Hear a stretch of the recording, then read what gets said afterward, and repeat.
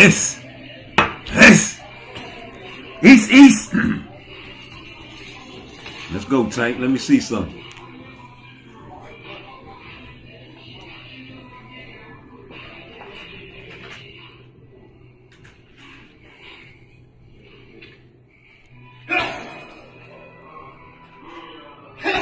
Let me see something. Ace. Okay. Let me see something. See that power, boy. You got it. Okay. You see them babies in the back with the phone. You see them babies in the back. Got comedians there and some more shit, nigga.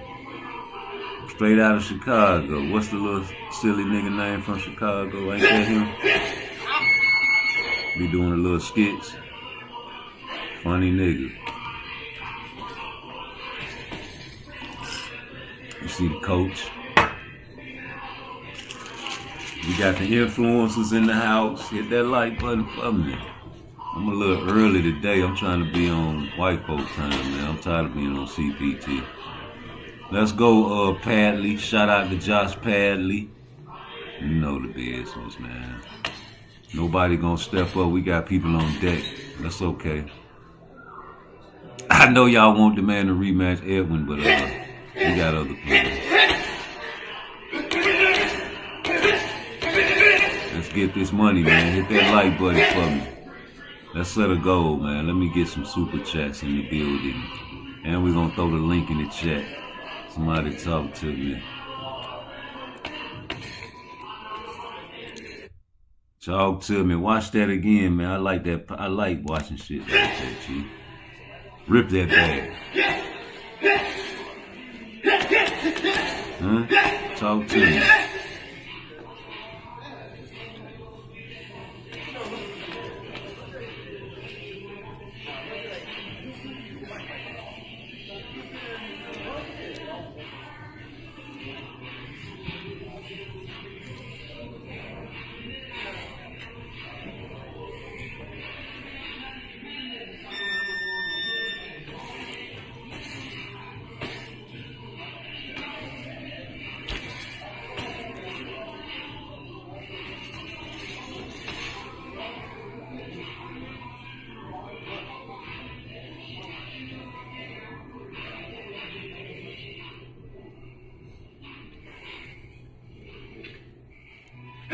Huh.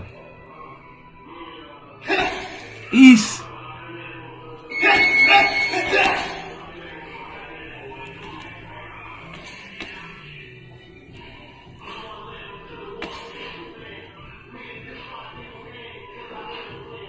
Oh shit. That boy getting ready. Ready? You said, "Say I'm ready." Monk Roach boy, here he come. Subscribe right now. Huh? You know what time it is, man. Tank, nigga. You want to see this in the ring, though. Rip it against Shakur. I want you to rip it against Shakur. That's Shakur right there. Give him. No? Got him. You can do that again. Rip that nigga. Get him. Go on, give him. Okay, see, baby. I like that.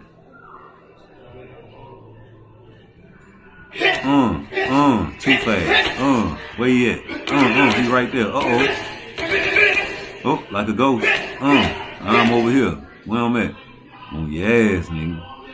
Let's go. How Lamont Roach gonna stop that? How you gonna stop that, nigga? What? Rip it.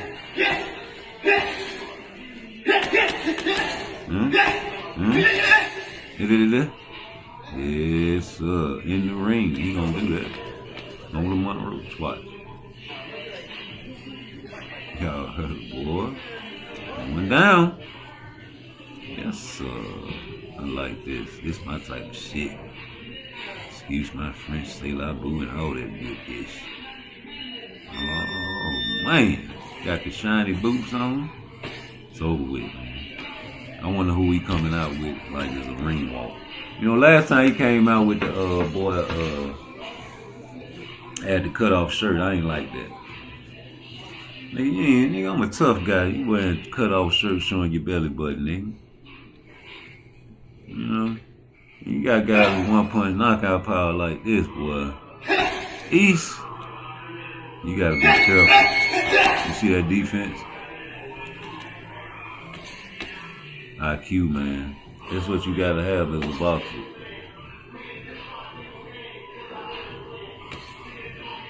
Get in there. Tippy toe. You see them babies. I keep looking at them babies. Them girls. Ooh, wait. Is they from Chicago? Is they bust downs? We done brought some bust downs up in there. That nigga got the babies up in there, man. Little red. 2 little red bones. Huh? They ready. They got the shoes on, ready to fight. Y'all in trouble. Y'all pop up in that gym talking shit to tank. You got them babies in there. Niggas gonna show out for them babies. Nigga kill you in front of them babies.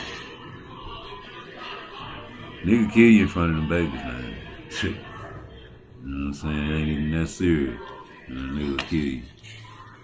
You know, can't let a nigga punk you out in front of your girl, man. You know what I'm saying?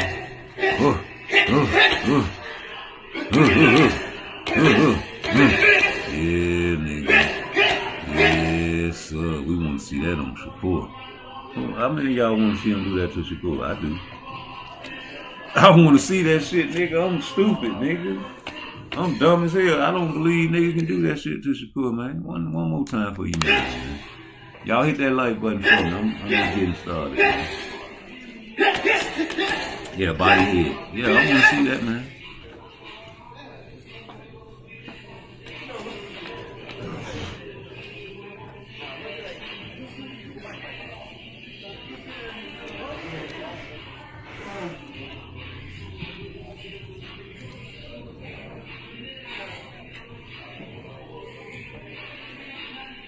Yeah, I truly.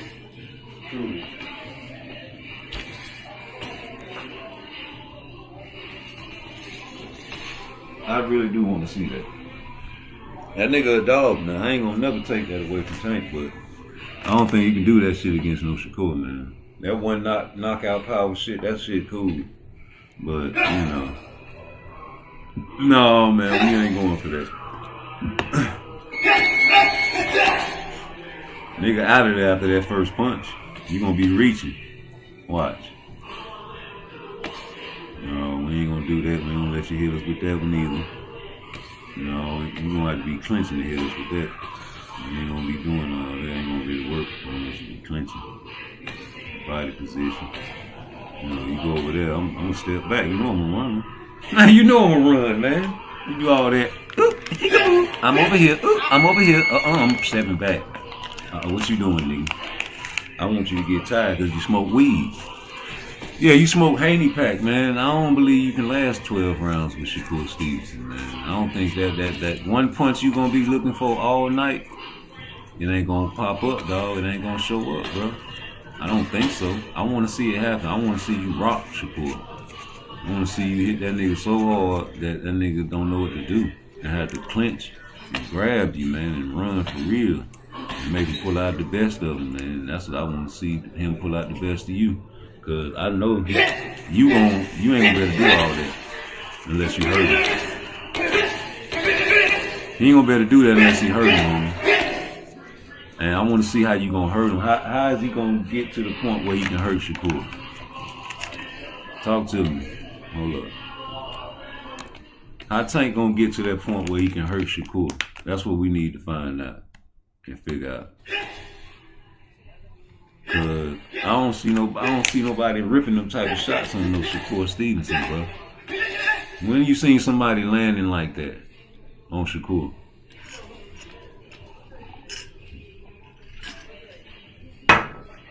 With vicious combinations like that, nigga. I'm just trying to figure out. I done seen niggas rip combinations on Tank. I ain't never seen no combinations ripped off on Shakur like that, G. Niggas can't touch him. You know? And, we was gonna see it against Schofield, man. You was gonna see some action, man. We was gonna see some, like, he tricks the referees. I'm good with that, because I believe y'all what y'all say. I'm with y'all, man. You can't troll me. Pillow fists, brittle-handed. You shouldn't be scared of nobody like that. You should be trying to take him and shut his fat mouth. And not pull antics. Not give excuses. Not say he's not worth it, because I'm pretty sure he's worth more than Lamont Roach. I guess you don't have the bag enough to pay him because he wanted more than a one-fight deal. That was in talks, but no offer sent. No contract sent, just talks. You know what I'm saying? You guys still never sent the email where you say you sent Shakur a contract. And that's what he said on Cigar Talk when Blunt Sports sent that super chat. And you know what I'm saying? One punch knockout power, cool. Mike Tyson had, a lot of people had it, man. And I just see history repeat itself, man. I see it, you know what I'm saying, like the Michael Jordan three-peat 2 times in a row. I see it. It's gonna happen again. Gonna have another great dynasty team. It's just not right now. NBA going through some reconstruction. They gotta get the Euro League impacted. Get all the Euro players in line. Then they're gonna have another Euro dynasty. They're gonna have a Euro dynasty. That's what they're trying to do. Hey, thanks, Obama. Thanks, Obama, for making it okay to be a bitch-ass nigga in America. They put Obama in there because, it had to be Obama. I was watching this video, man, and he, like, niggas be saying things that I be saying so much. I be saying these things so much in my other videos that I have to hear from someone else to solidify that I'm not crazy, bro. I'm not crazy. One of the reasons Barack Obama was made president is so he could normalize the LGBTQ agenda in the black community. Think about it. If George Bush tried to push homosexuality in the black community, we would have rejected him. Of course. If Donald Trump tried to push homosexuality in the black community, we would have rejected him. Of course. You could only normalize that through a blackface. Through a black man. Obama was made president to make it normal. When Barack Obama became president, homosexuality was not a mainstream issue, nor was it accepted as a mainstream alternative to the traditional family. I gotta look at By the time he left office in 2008, they were completely running everything. Forget about the He food. even disagreed with. I'm gonna give you an example. It is. I do a lot of graduation speeches, right? At the June. Okay. Elementary school, middle school, high school. I normally do about 20 graduation speeches a season. Okay. Right? Okay. When Barack Obama was president, I might have did 5. Ooh. It dropped Like significantly. the PBC. Schools who I normally did their commencement, they was calling me up, Dr. Umar, we can't have you speak this year. Why? The LGBTQ say you don't agree with them, you can't speak. I said, but this is a graduation speech. This ain't politics. This is motivation. Get ready for the rest of your life. What does LGBT got to do with my 10-minute speech motivating these 12th graders to make sure you do well in college? Well, we have LGBT teachers and they're saying you're insensitive and you're homophobic. So I saw how not agreeing with the lifestyle could limit your opportunities in life. You had people getting fired from jobs, not for pushing hate, because I don't agree with hate. I don't agree with the lifestyle. But I don't want harm for any human, no matter what their situation is. That's the way to do it. But with the way that they did it was the LGBTQ said, to disagree with me is to hate me. They created a narrative that if you disagree, you support violence against me. You don't want us to work. You want us to be shot, killed, made. We never said that. That's ridiculous. We just said we don't agree with the lifestyle. But they turned it into a whole campaign against anybody who disagreed with it. And that's another reason why a lot of people didn't vote for Kamala Harris, black men. Because they got tired of the effeminization, and then they took it to Africa. Obama started it. He went to Africa. He went to Liberia. He went to Rwanda. They said, get out of here. He said, if you don't legalize gay marriage, we cutting off your aid. Now, mind you, this is the oldest civilization on earth. How you going to go to the oldest people in the world and say, if you don't legalize same-sex marriage, we're going to cut your aid off? So that rubbed a lot of people the wrong way, because you don't go to Africa to help. You go to force this? He did that for her? Yes, he did. And then Kamala Harris did it. She did it. They all did it. So a lot of us, especially the Pan-Africans, we like, nah, we can't support that type of a lifestyle. So I think a lot of people got tired of all these rogue agendas of the Democratic Party. And I'm going to be honest with you, out of all of them, I think it was the transgenders participating in sports that really broke the back. Yeah. Because don't nobody fuck with that. That's what I'm saying. Nobody. Like, I don't know nobody who support that except them. Democrat, Republican. Absolutely. Like, Bro, when they put that rainbow on the White House, I was in the federal penitentiary, right? And I said, "What the is this Christmas decorations? What is they doing? What they doing, bro?" They're like, "Man, Obama legalized gay marriage or some shit, right?" And I was like, "Nah, man." We watch the news every day over here. And, you know, I just couldn't believe it. And the shit makes sense because niggas ain't going for that. But we were so happy that we had a black president, man. My president is black. My Lambo's blue. You know, we gonna ride if somebody touch Obama, nigga. Please. Worst decision we ever made, man. Hey, this us though, man. We can't cry because that makes you a bitch. You can't admit that you're in pain because that makes you weak. Right. You can't admit that you're sad because that makes you weak. And if that was it, Keenan, that would be bad enough. Yeah. But we won't admit we're happy. Wow. Right. Because we might look goofy. Right. We can't admit we're excited because we got to act like we've been there before. Right. We can't admit we're in love because it means somebody has control over us. Ooh. So you're stuck in this stoic reality of manhood that actually reduces my humanity. Right. So I am at the greatest level of strength when I don't feel shit. Right. So we can't cry because that makes... Listen, that's for all you niggas wearing hoodies and black Reeboks and anything to make yourself look tough on YouTube and in the streets. You always mad, you angry all the time, man. You can't take a joke ass niggas. Get out of here. We cry on YouTube, man, because things hit us in an instant. We are human. I'm only human. Me and her just fucking. I'm only human. Baby, she ain't nothing. She ain't nothing to me. Come back to me. Don't you do me like you do me. I'm only human. Robot wifey. Hey, man, you know, let's show all the emotions that God gave us. It's okay to be angry. I'm not saying don't be angry. He's not saying don't be angry. He's saying that is all we portray as black people. Where we get that from? We are peaceful people. Makes you a bitch. You can't admit that you're in pain because that makes you weak. Yeah. You can't admit that you're sad. Wait a minute. I can't admit that I'm in pain? Don't grade my pain, girl. You don't really want to know how much I'm hurting, that's for sure. Now tell me, don't grade my pain, girl. Don't grade my pain. Oh, yeah, because you done been through something don't mean that what I'm going through ain't affecting me. I might not be as strong as you, brother. I'm supposed to be able to lean on you. Oh, nigga, I done been through this and I done been through that. So what, brother? You got people that take themselves out going through less than what you went through, but that's their pain. They don't know how to handle it. Now, I done been through a lot.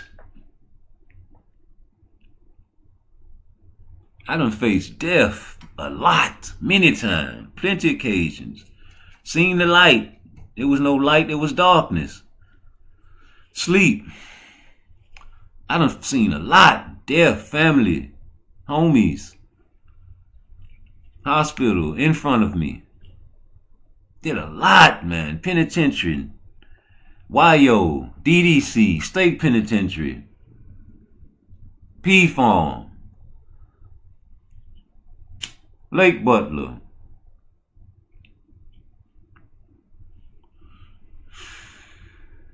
I done seen a lot, man. The only thing I ain't seen, homie, is the graveyard, G. So, before I go, I'm gonna give you a show. And I'm gonna let you know that it's okay to smile. It's okay not to hate. It's okay to acknowledge other people's talents. It's okay to say, hey, I got this from him. You know what I'm saying? I acknowledge you, brother. We want acknowledgement in life. Yes, we want our acknowledgement. And if you feel like you are greater than the next man, that's okay. You can say it. Muhammad Ali says it still to this day. Every time you play his video, he says it. He's never going to die. He lives forever. And everything that you say on Instagram, YouTube, especially if it's in camera or even in person, someone's going to remember it to the day you die, to the day they die. So be careful what you put out here in the universe. And, oh, he's trolling. Oh, he's trolling. Yeah, okay, well, you're going to be remembered as a troll. Nigga. Now rewind that track, man, because this is us, man. We can't cry because that makes you a bitch. You can't admit that you're in pain because that makes you weak. Yeah. You can't admit that you're sad because that makes you weak. And if that was it, Keenan, that would be bad enough. Yeah. But we won't admit we're happy. Wow. Because we might look goofy. We can't admit we're excited. Right. Because we got to act like we've been there before. We can't admit we're in love. Because it means somebody has control over us. So you're stuck in this Stoic reality of manhood that actually reduces my humanity. So I am at the greatest level of strength when I don't feel shit. Where we get that shit from? We are peaceful people. We are peaceful people, man. I know we had our wars in Africa, man, but we didn't have guns. We didn't have firearms. And people came back with that pale face and that red skin, man, looking like the devil when they shot that fire, that stick. They ain't know what it was. I can only put myself in my ancestors' shoes in that situation. Power. Adaption. Times changing, man, but you know, some people stand on their morals through centuries. You got families out here that, you know, still do things that they did in the slave days, man. Family traditions. And if you don't teach your children this, you'll have a whole bunch of youngsters out here talking like Shakur, talking like Keyshawn and Tank Davis. You know, I don't condone none of it. The only thing I condone is, nigga, I want to fight you. Send me the contract or I'll send it to you. That's all I care about, though. And you guys out here with these black hoodies on, these black Reeboks trying to look tough on YouTube, it's troubling because you're giving off an image. You sharing your soul every day. You letting these people look you in your eye every single day. Knowing that's a pathway to your soul. We see the fakeness. We see it, we feel it, we hear it, we smell it, we taste it. We, you know, are stronger than you. We don't regurgitate it. And I don't deny no emotion that God gave me. He gave me the emotions of anger. He gave me the emotions of happiness. This brother ain't telling you not to be mad. There's certain things in life you better be mad about. You heard the good brother Umar. Y'all make fun of Umar all the time, talking about Snow Bunny. I laugh at it. It's funny. I have a sense of humor. But when he says things and you don't listen to it because you remember the Snow Bunny song, I have to play this again. Because I've been talking about this before he said this. Timestamps are official over here. They went too far. One of the reasons Barack Obama was made president is so he could normalize the LGBTQ agenda in the black community. Rainbow on the Think White about it. House. If George Bush tried to push homosexuality in the black community, we would have rejected him. Of course. If Donald Trump tried to push homosexuality in the black community, we would have rejected him. Of course. You could only normalize that through a black To a face. black man. Obama was made president to make it normal. When Barack Obama became president, homosexuality was not a mainstream issue, nor was it accepted as a mainstream alternative to the traditional family. I gotta look at By the the time he left office in 2008, they were completely running everything. That was and that if the you year? even disagreed with, I'm gonna give you an example. It is. I do You a might lot be of right. graduation speeches, right? At the June. Okay. Elementary school, middle school, high school. I normally do about 20 graduation speeches a season. Okay. Right? Okay. When Barack Obama was president, I might have did 5. It dropped significantly.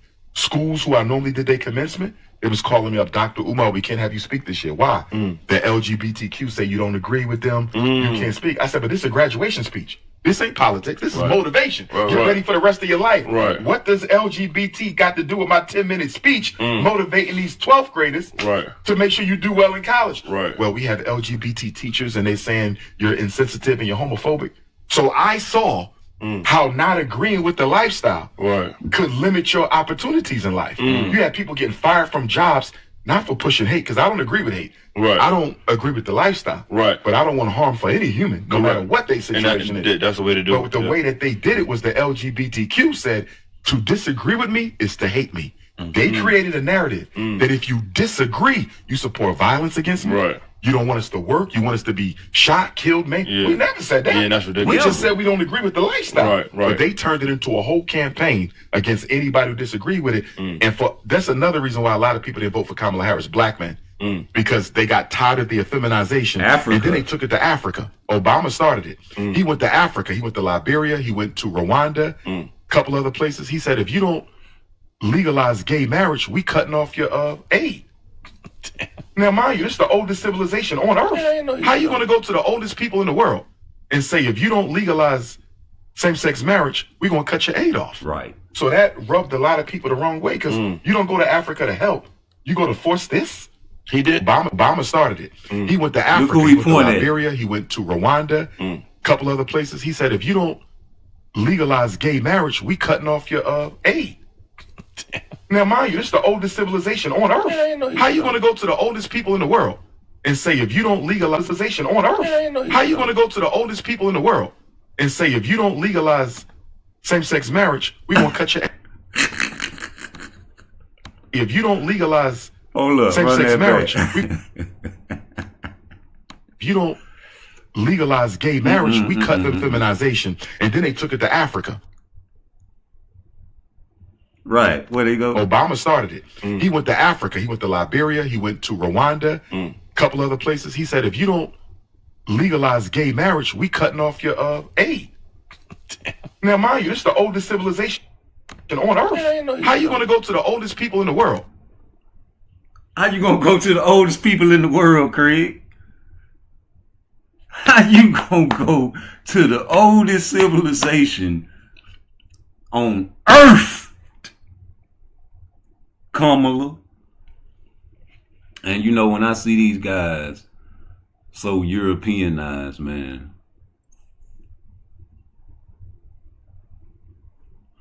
I think about my childhood, bro. And I think about how my uncles used to have the curls, the Jerry curls. They was players though, you know. And you know, it was set. Them niggas never went outside with they shit not set. You know, they ain't never put no bangs on they shit either. But you know, it was still not their hair. It was permed. It was, you know, chemical. It was like a European, you know, blowing through the air. They wanted to, you know, shake their head and then move type shit, man. But you know, that ain't us. And you know, I wanted one. My mama wouldn't let me get a curl. You ain't messing my pillows up. And, you know, my cousins had Jerry curls and shit. They thought they was cool. They was getting all the bitches because the ladies liked that shit back then. You know, as time changed, the dreads came about. You know, I definitely had them. But I had it Europeanized dreads, the little skinny dreads. I never let them wick up like the boys down South Florida do, where you don't never twist your shit and you let God dread your shit. But you know, man, everything, you know, I see the ladies with the lace fronts, man, I love them. You know, that's not your hair, and you're messing your hairline up. It's probably to the back of your head now, looking like George Jefferson. Weezy! But you went to the oldest civilization on earth, the oldest people on earth, and try to get them to do what you do in America. And if you don't do it, we're gonna cut your aid off. That sounds like dictatorship to me. And it sounds like, you know, in the boxing game, man, if you don't do this, then we gonna cut your water off type shit. Now, who do that? Who cut people water off? You disrespect, you get no what? No check. I can't get no check if I don't, okay, so I can't say your name, huh? We can't cry because that makes you a bitch. You can't admit that you're in pain because that makes you weak. Yeah. You can't admit that you're sad because that makes you weak. And if that was it, Keenan, that would be bad enough. Yeah. But we won't admit we're happy. Wow. Now that's crazy. Because what makes you happy, Tank? Maybe you should retire, bro. Cause this boxing shit ain't it, G. Every time we hear you, homie, you talking bad about the game, bro. You talk bad about the game that got you in the shiny boots. And with influencers at your camp instead of the boxing media. Yeah, no. You got the babies in the background looking good. You know, you got comedians from Chicago back there watching you train, getting ready. For who? Who you fighting next is the question. And we all wanted to be Shakur Stevenson, right? Right. Humble son, what's the business? I'm just trying to figure something out. He said he gonna make y'all mad with this next one. I'm trying to figure that out. All these cryptic messages. I'm not a mind reader, bro. I ain't got no crystal ball. Yeah, he said this and this what he meant. How many of y'all do that out there? Try to change what this man said to what you think he meant.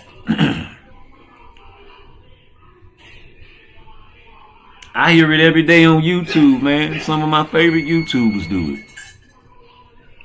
Just do it. You know, knockout boxing, he definitely do it. I heard Blue Blood try to cop a deuce yesterday talking about, I see him in the hospital, I want to get the shots out and prayers out to the family. Wake your ass up, Schofield. Get your ass up, man. Take that shit out your mouth. Father, why is this in my mouth? Don't worry about it. I took a few pictures. Oh, Father, let me see your camera. I'm not gonna let you see it. That's my cell phone, Father. So what? I pay the bills. Yo, hey, remember when Floyd called Tank Adrian Broner on accident? Wink, wink. That's disrespectful. At the time, Adrian was fucking up. Alcoholic, looking for a fight. Yeah, man, come on, man. This I face the boxing, bro. So before y'all get to talking about, oh man, why you tearing down Tank? Tearing down Tank, homie. Tank tearing down Tank, man. Watch that shit again, G. We want to see this against a guy in front of you, not a punching bag. Everybody you fight is that punching bag, G. Niggas get tired about round 6 and it's over with. Take him to the deep water, face ass nigga. You know what I'm saying? One punch at a time, stab that body, hurt him. Your power is tremendous. So you can afford to run around the ring a whole lot and get a nigga tired chasing your ass. Nigga get comfortable punching on you. You steady weighing them down with the to that body. You already short centered of gravity. You right there. That's an advantage. You know what I'm saying? I already made a video about tank size being his advantage and not a disadvantage because of his speed and his accuracy and his IQ. You can use that and be a superhero, you know, like a super character, man, because you have the power, you have the speed, you got the IQ. But you ain't using that shit against nobody that has the IQ along with you and not a front runner. These guys front runners, you getting these guys out of there and we predicting the rounds, homie. I want you Negroes to predict the round against Shakur. And I want to make that bet. I told you how much money I got on the fight, and I got 500 on that one. Now, y'all thought I was play pimping on this Shakur Stevenson fight when I sent that $100 to Just Do Boxing. I'm not playing, man. I'm sending that money if they ever make that fight, man. I'm sending it to Just Do because I know you don't trust me. Yeah, you don't trust me. But you ain't gonna have no choice to trust me when they put me up there and I get me about 100,000 followers, and I ain't gonna pay for them either. And if you's a troll, you know what to do. You pay a troll fee to troll in my chat. That little $sign down there, that's what it's for. Or either cash that PARTTWICE. And hey, this the troll fee. And I'll let you talk in my chat. Other than that, you will not get my voice to read none of that troll shit. I ain't gonna read it. You won't let me manifest it. I'll read it. But I'm gonna get you out of here for 24 hours. Yeah. Yes, Lord. That's what we want to see, Tank. Yes, we do. Yeah. Troll fees, and especially when I get my page up. Yep.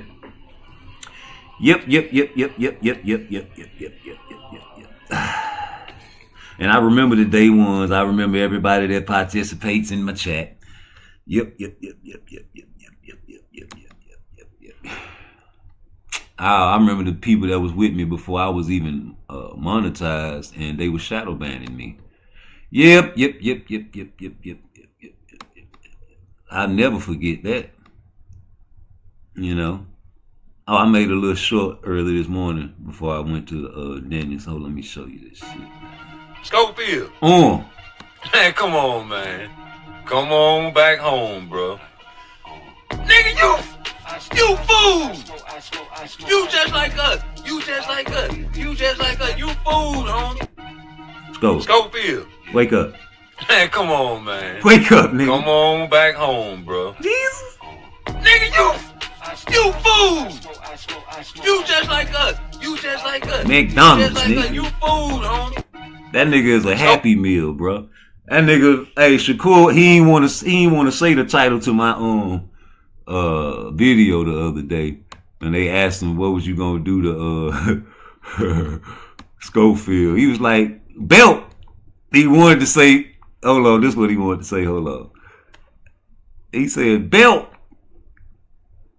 Nope. That nigga say belt.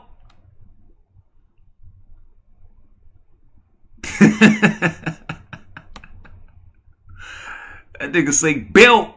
Hold on, where is it? That's where it at. Belt. You know, Floyd only did that one time. Yeah, he wanted to say belt the ass, man. That's what he wanted to say, G. Go on and say it, Shakur.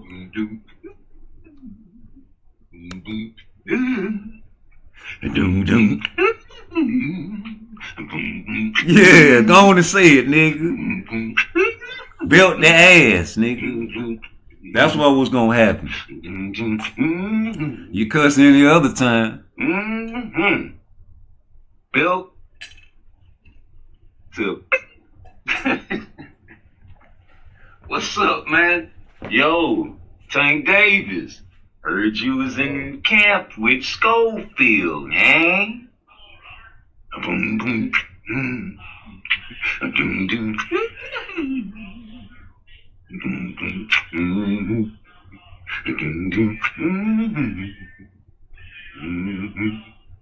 Boy, it's gonna be some glory singing come February 22nd. No.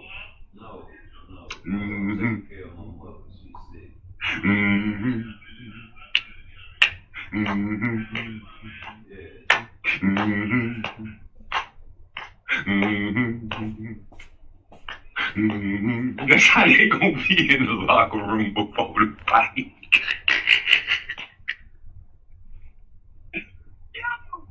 This nigga, I'm sorry, man. Excuse my French. Schofield. They gonna go to the boat. Hey, what's up, Jamal?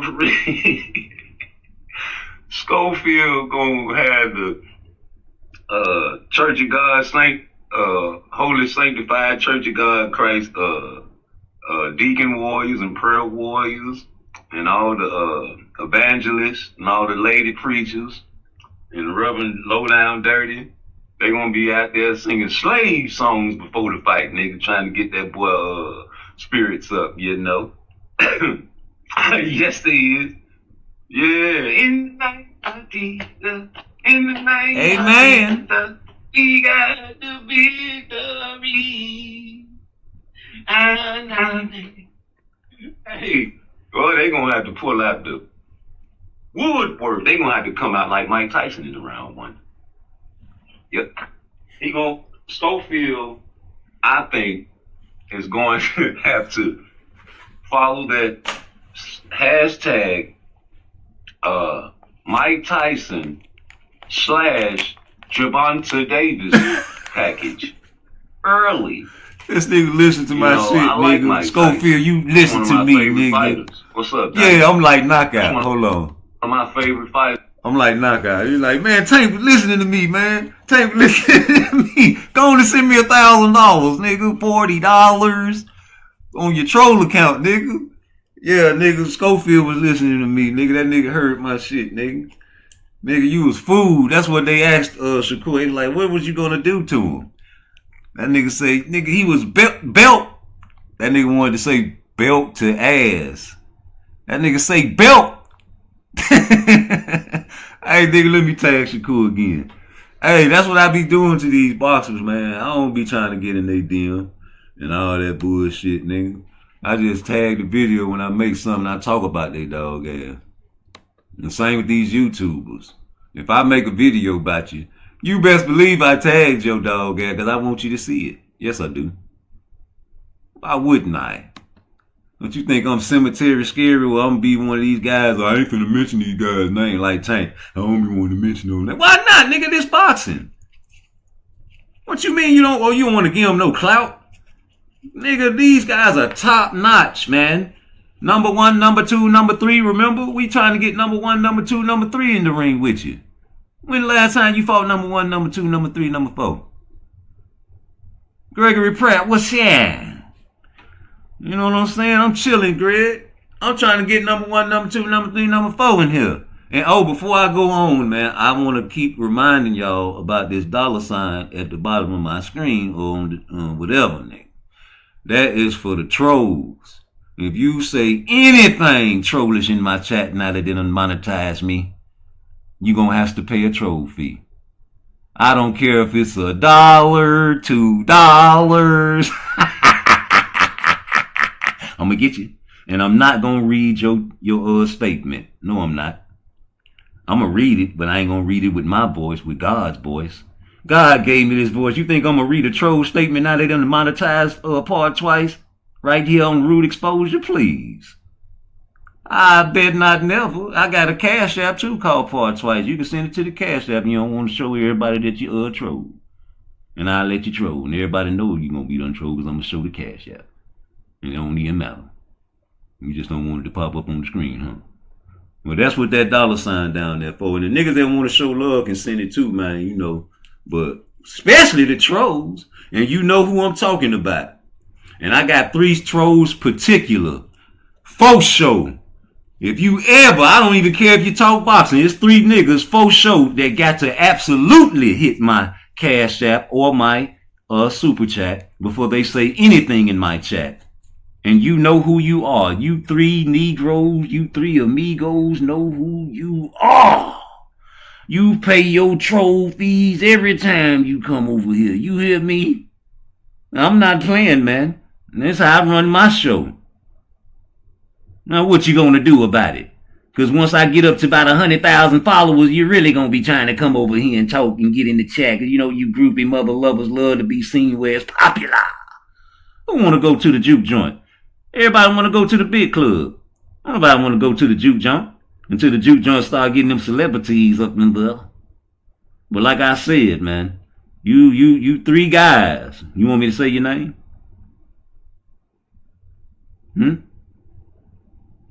You three guys, man. You know what you got to do. I meant what I said when I said what I said. I said it again like I said it then. Ain't no shame in my game. I do my thing from Frisco to Maine, from San Fran to Japan. It's all about the money game with me. Hit my like, hit my subscribe. Get me up to 1 billion subscribers. I'm not playing, man. Hey, Schofield, you food, homie. You food. Happy Meal, man, nigga. Come on, man. Come on back home, bro.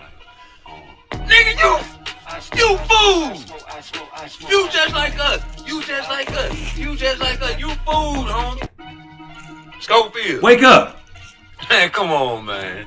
Come on back home. He sleep. Nigga, you food. You just like us. You just like us. You just I'm like at number us. 3. You food, homie. That nigga a number 3 value meal, homie. That man was finna snack on him. This nigga, you seen him wearing the snack hat? Y'all be missing everything, man. This nigga is food, bruh. I've been saying that nigga was a McDonald's Happy Meal. You seen my thumbnails? My timelines are prolific. We've been saying this nigga was a Happy Meal waiting to happen, man. It was gonna be a great college education and you was gonna get paid, G. What Shakur say? I see that little cut under your face. Niggas gonna make that shit bleed, bro. Do you hear me? Precision, jabs. The same thing that Wally was telling him to do in the Artem fight. The same thing that Wally was telling him to do in the Artem fight. Remember? The same jab that he had in the Edwin De Los Santos fight. That he won a whole fight with. That jab. He was telling him to do it in the Artem fight. Remember? And he wouldn't do it. He's an amateur. He's an amateur. I'm a professional. I know, but just establish everything off the jab and pick it up.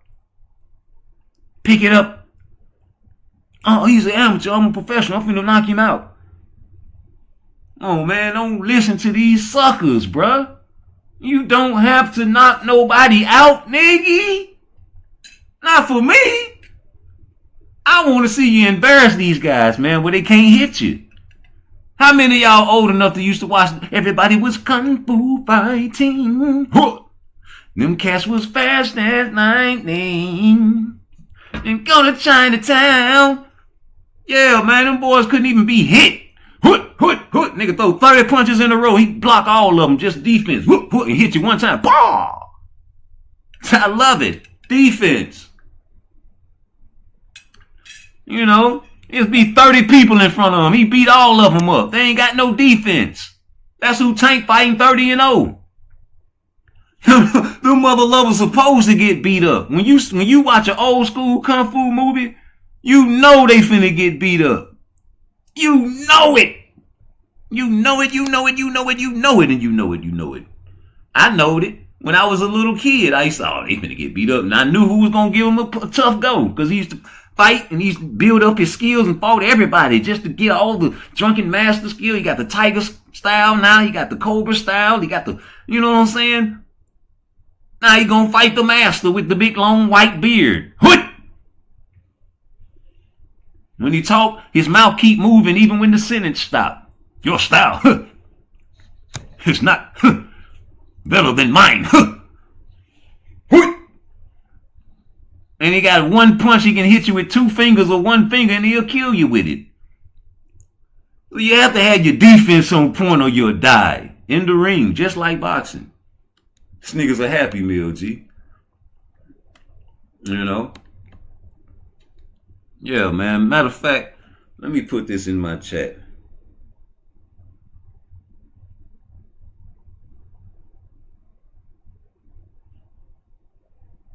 The only way to troll is to pay a trophy.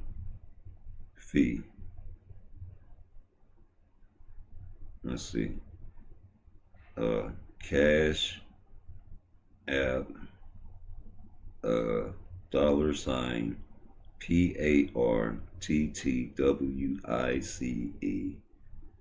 or hit the super chat. Thank you. Beep. Now let's pin that. Beep. So we won't forget that. And anybody that, comes through my door, just know this what happened when they monetize niggas like me. Alright, back to what I was saying though, man. I wanted to play my shorts. But y'all don't like watching my videos. So I force feed you Negroes. Successful is listening. It's listening and watching and being a good person to work with, easy to work with. Oh yeah, I'm interested in promotion. I want to do things that's never been done before. Be able to translate my music to different countries. Africa, Japan, New Zealand, Scotland, all the way to Australia. One of the most important things. International players, no local jokers. That's what we dealing with over here. We trying to get this money up. Hit that like, share, and subscribe. Cash App PARTTWICE. I meant what I said when I said what I said. I say it again like I said it then. Ain't no shame in my game. I do my thing from Frisco to Maine, from San Fran to Van. Do you understand? You know what time it is, man. We got Turkey Island Chic up in the cut with the bag wide open. Look here, we frying you suckers with the same fish grease over and over and over again. Boy, we got cooking channels on the way. We got all kind of channels on the way. Members only channels. We got the wife robots coming. We got to start filming it. You better hit the like button now, boy. I'm telling you, man, I'm not playing, man. Hey, is I'm playing? You heard her. I'm not playing. She said I ain't playing. Hey, but on the brighter note, man, we got a good fight coming up this weekend, man. I want y'all to really tune in. I'm gonna go live and kick the with you, kick the bobo with you, man. And y'all gonna have to hit. I told y'all, all trolls, I done got monetized now. So if you think you're gonna get on my channel and say anything trollish, you gotta pay a troll fee. A troll fee, you hear me?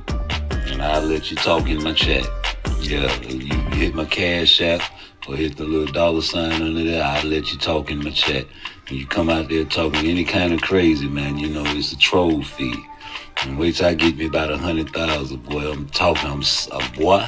I reach $100,000 mark, man. I don't know, man. I might hire a whole bunch of strippers, and whoever donate the most money, nigga, we gonna give you a virtual lap dance or something. We gonna figure something out for the 100,000 mark. But yeah, you suckers, that's gonna be on members only club, man. Yeah, we gonna do all kind of things you suckers can't do. You gonna buy memberships anyway just to peep. Hit that like button for me.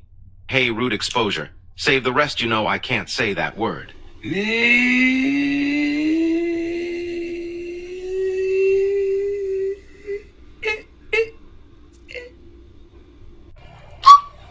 Yeah. Mike, tell him again. Being successful is listening.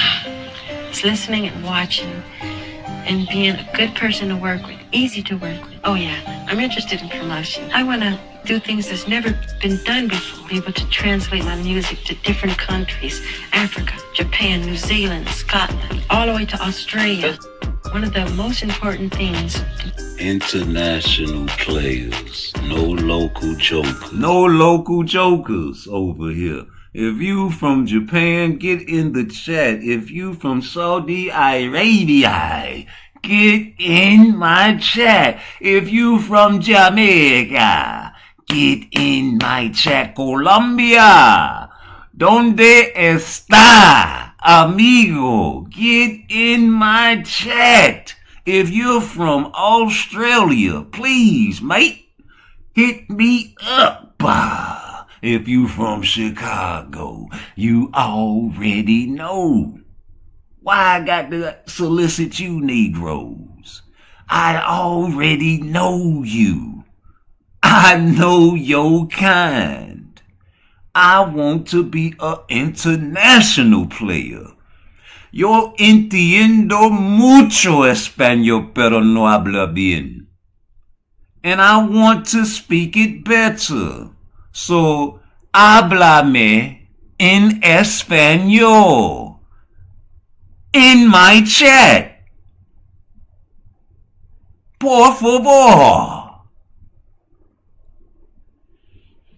Hey man, run that video back, man. Y'all gonna have to hit. I told y'all, all trolls. All trolls. Read the chat. One of the most important things to being successful is listening. It's listening and watching and being a good person to work with, easy to work with. Oh yeah, I'm interested in promotion. I want to do things that's never been done before. Be able to translate my music to different countries, Africa, Japan, New Zealand, Scotland, all the way to Australia. One of the most important things. International players, no local jokers.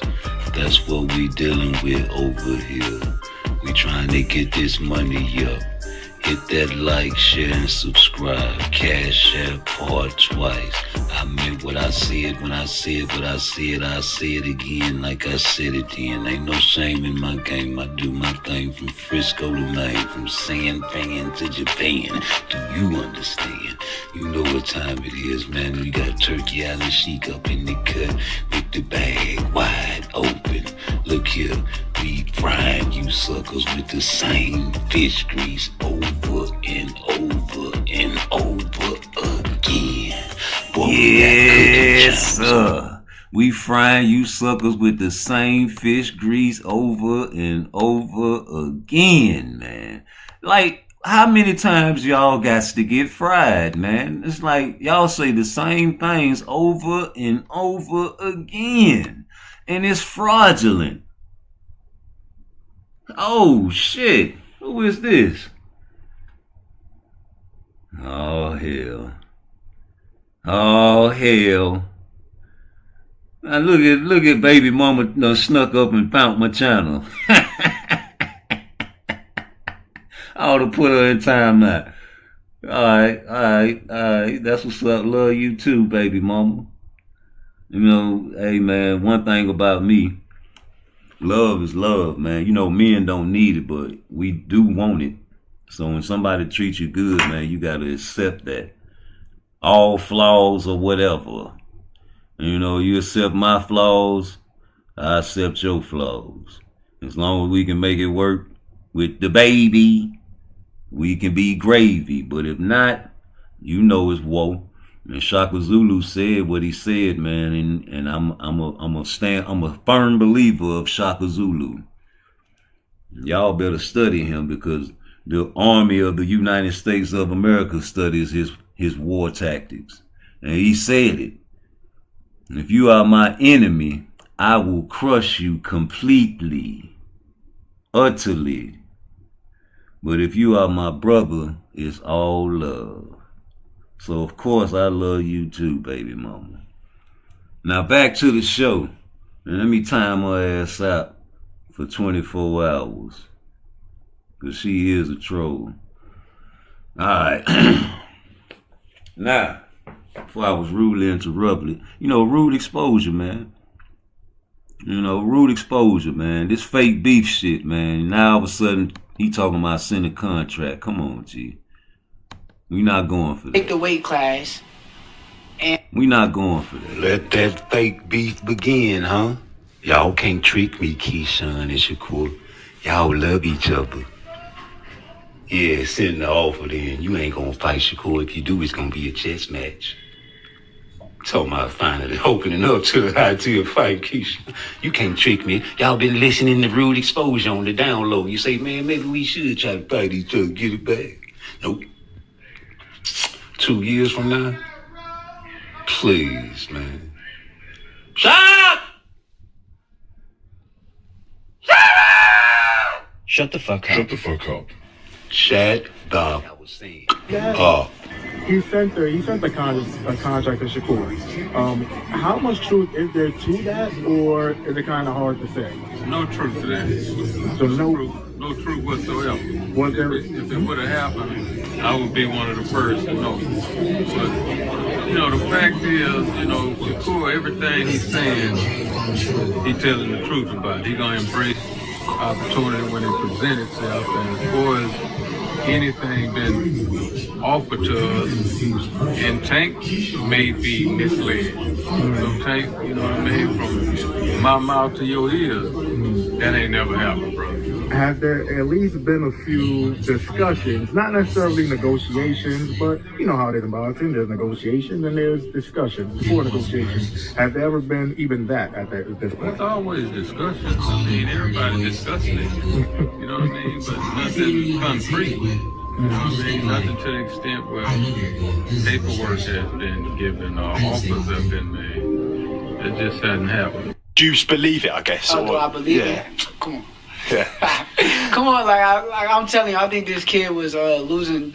This is my assumption of the whole situation. I think this kid was struggling to make the weight class, and I feel like he may have tried last minute to make the weight, and he probably kind of had weight problems, and I think that was really the issue. But instead of saying that, you know, they like to come up with all types of crazy stuff every day. So yeah, lost. It was more disappointing because I felt as though a lot of people did not want that fight. Like, a lot of people was like, why would you fight this guy?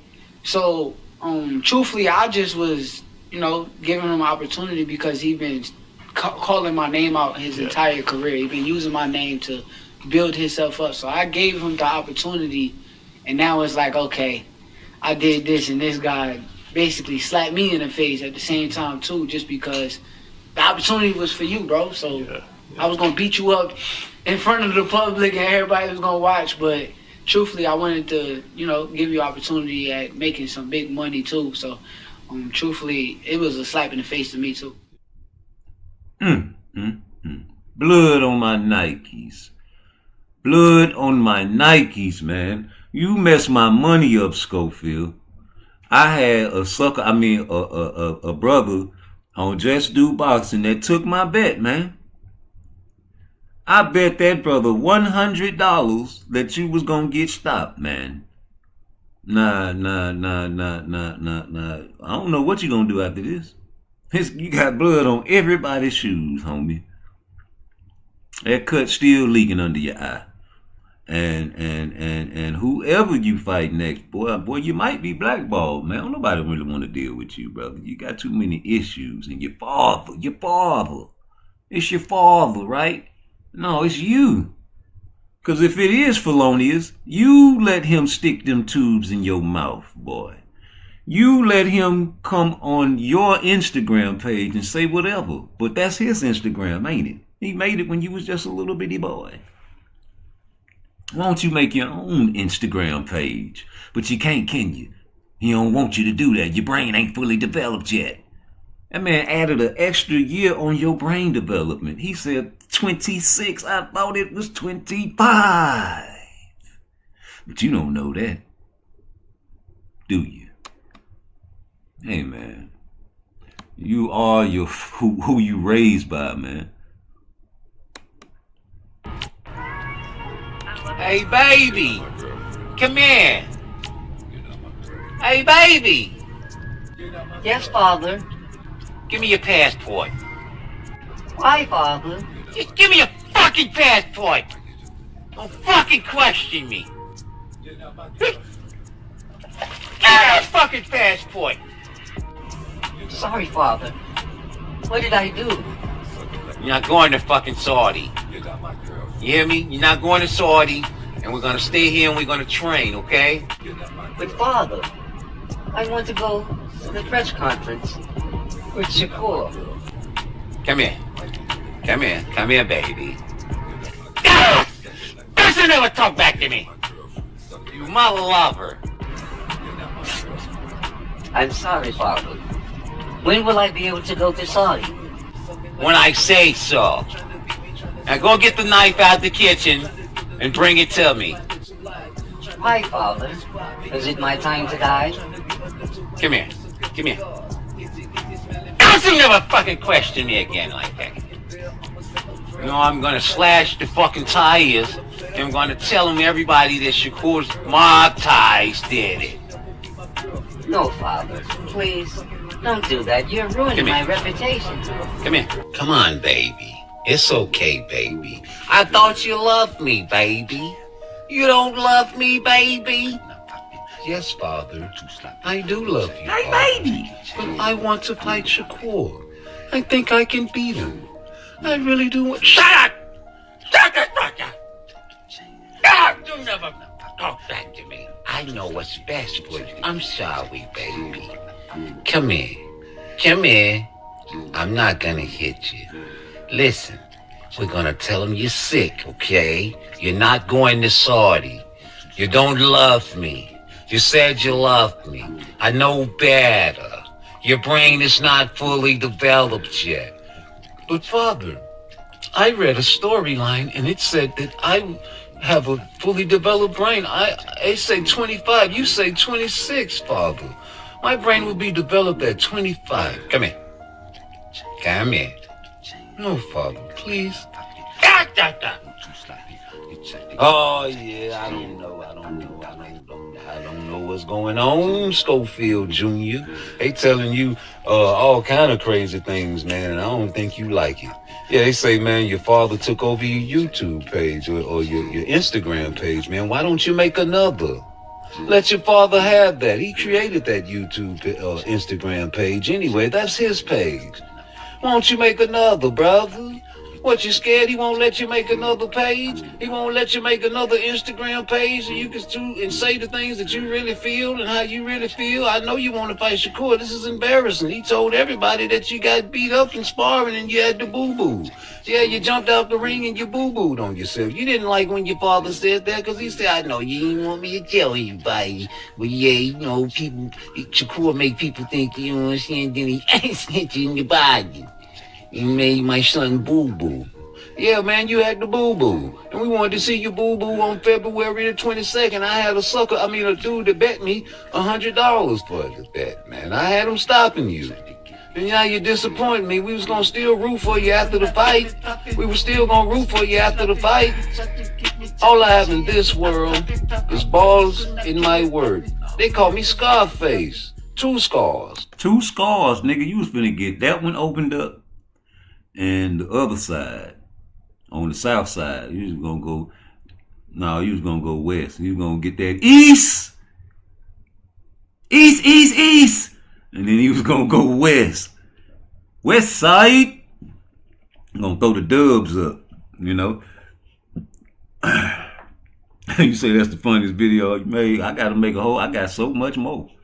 You ain't seen nothing yet, sucker. Hey, man. Schofield, man, I don't know what to tell you, brother. You know, you got a long career ahead of you if you keep pulling antics like that. I don't know who gonna deal with you. Who would deal with somebody like that? You know, like whether you was sick or not, like that's just a little too much, man. That's a little too much for me, G. Best fighter in the whole wide world. Oh, he got beat up. Hold okay, up, run that back. Avis is the best fighter in the whole wide world. Okay, he will knock everybody out. Gervonta 8 Avis has a lot of haters. Gervonta 8 Avis can beat everybody from 147 on down to 130. Time Davis is my favorite fighter. Like, share, and subscribe to Root Exposure. I meant what I said when I said what I said. I say it again like I said it then, cause ain't no shame in my game. I do my thing from Frisco to Maine, from San Fran to Japan. It's all about the money game with me. Hit my life, hit my subscribe, get me up to 1 billion subscribers. I need the world to hear my voice, Craig. That's right. I need the world to hear my voice, Craig. Yes, yo entiendo mucho español, pero no hablo bien. You want to be the GOAT? You wanna understand me? I don't understand you, man. I'm losing my mind. I don't know what's great no more. Oh, man, I'm fidgeting. Man, what the hell, man? Belts don't matter no more, man. I mean, you can't worry about no belts, man. You know, we gotta get your bag. You know, pad these stats. Cooking suckers with the same dish grease over and over again. You heard? Oh, the brother, hit my like, share, and subscribe now. Jesus. Oh, man, we don't want to do no survey.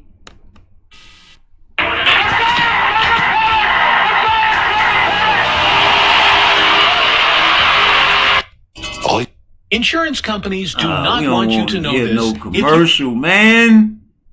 We want to get to the flu game. Yes, to that score in the fourth quarter. We really should have took advantage of him by running a little bit more to wear him down, but we didn't. He should have been so fatigued that he wouldn't have any legs for those jump shots. I mean, we played 3 quarters and we go into the fourth quarter.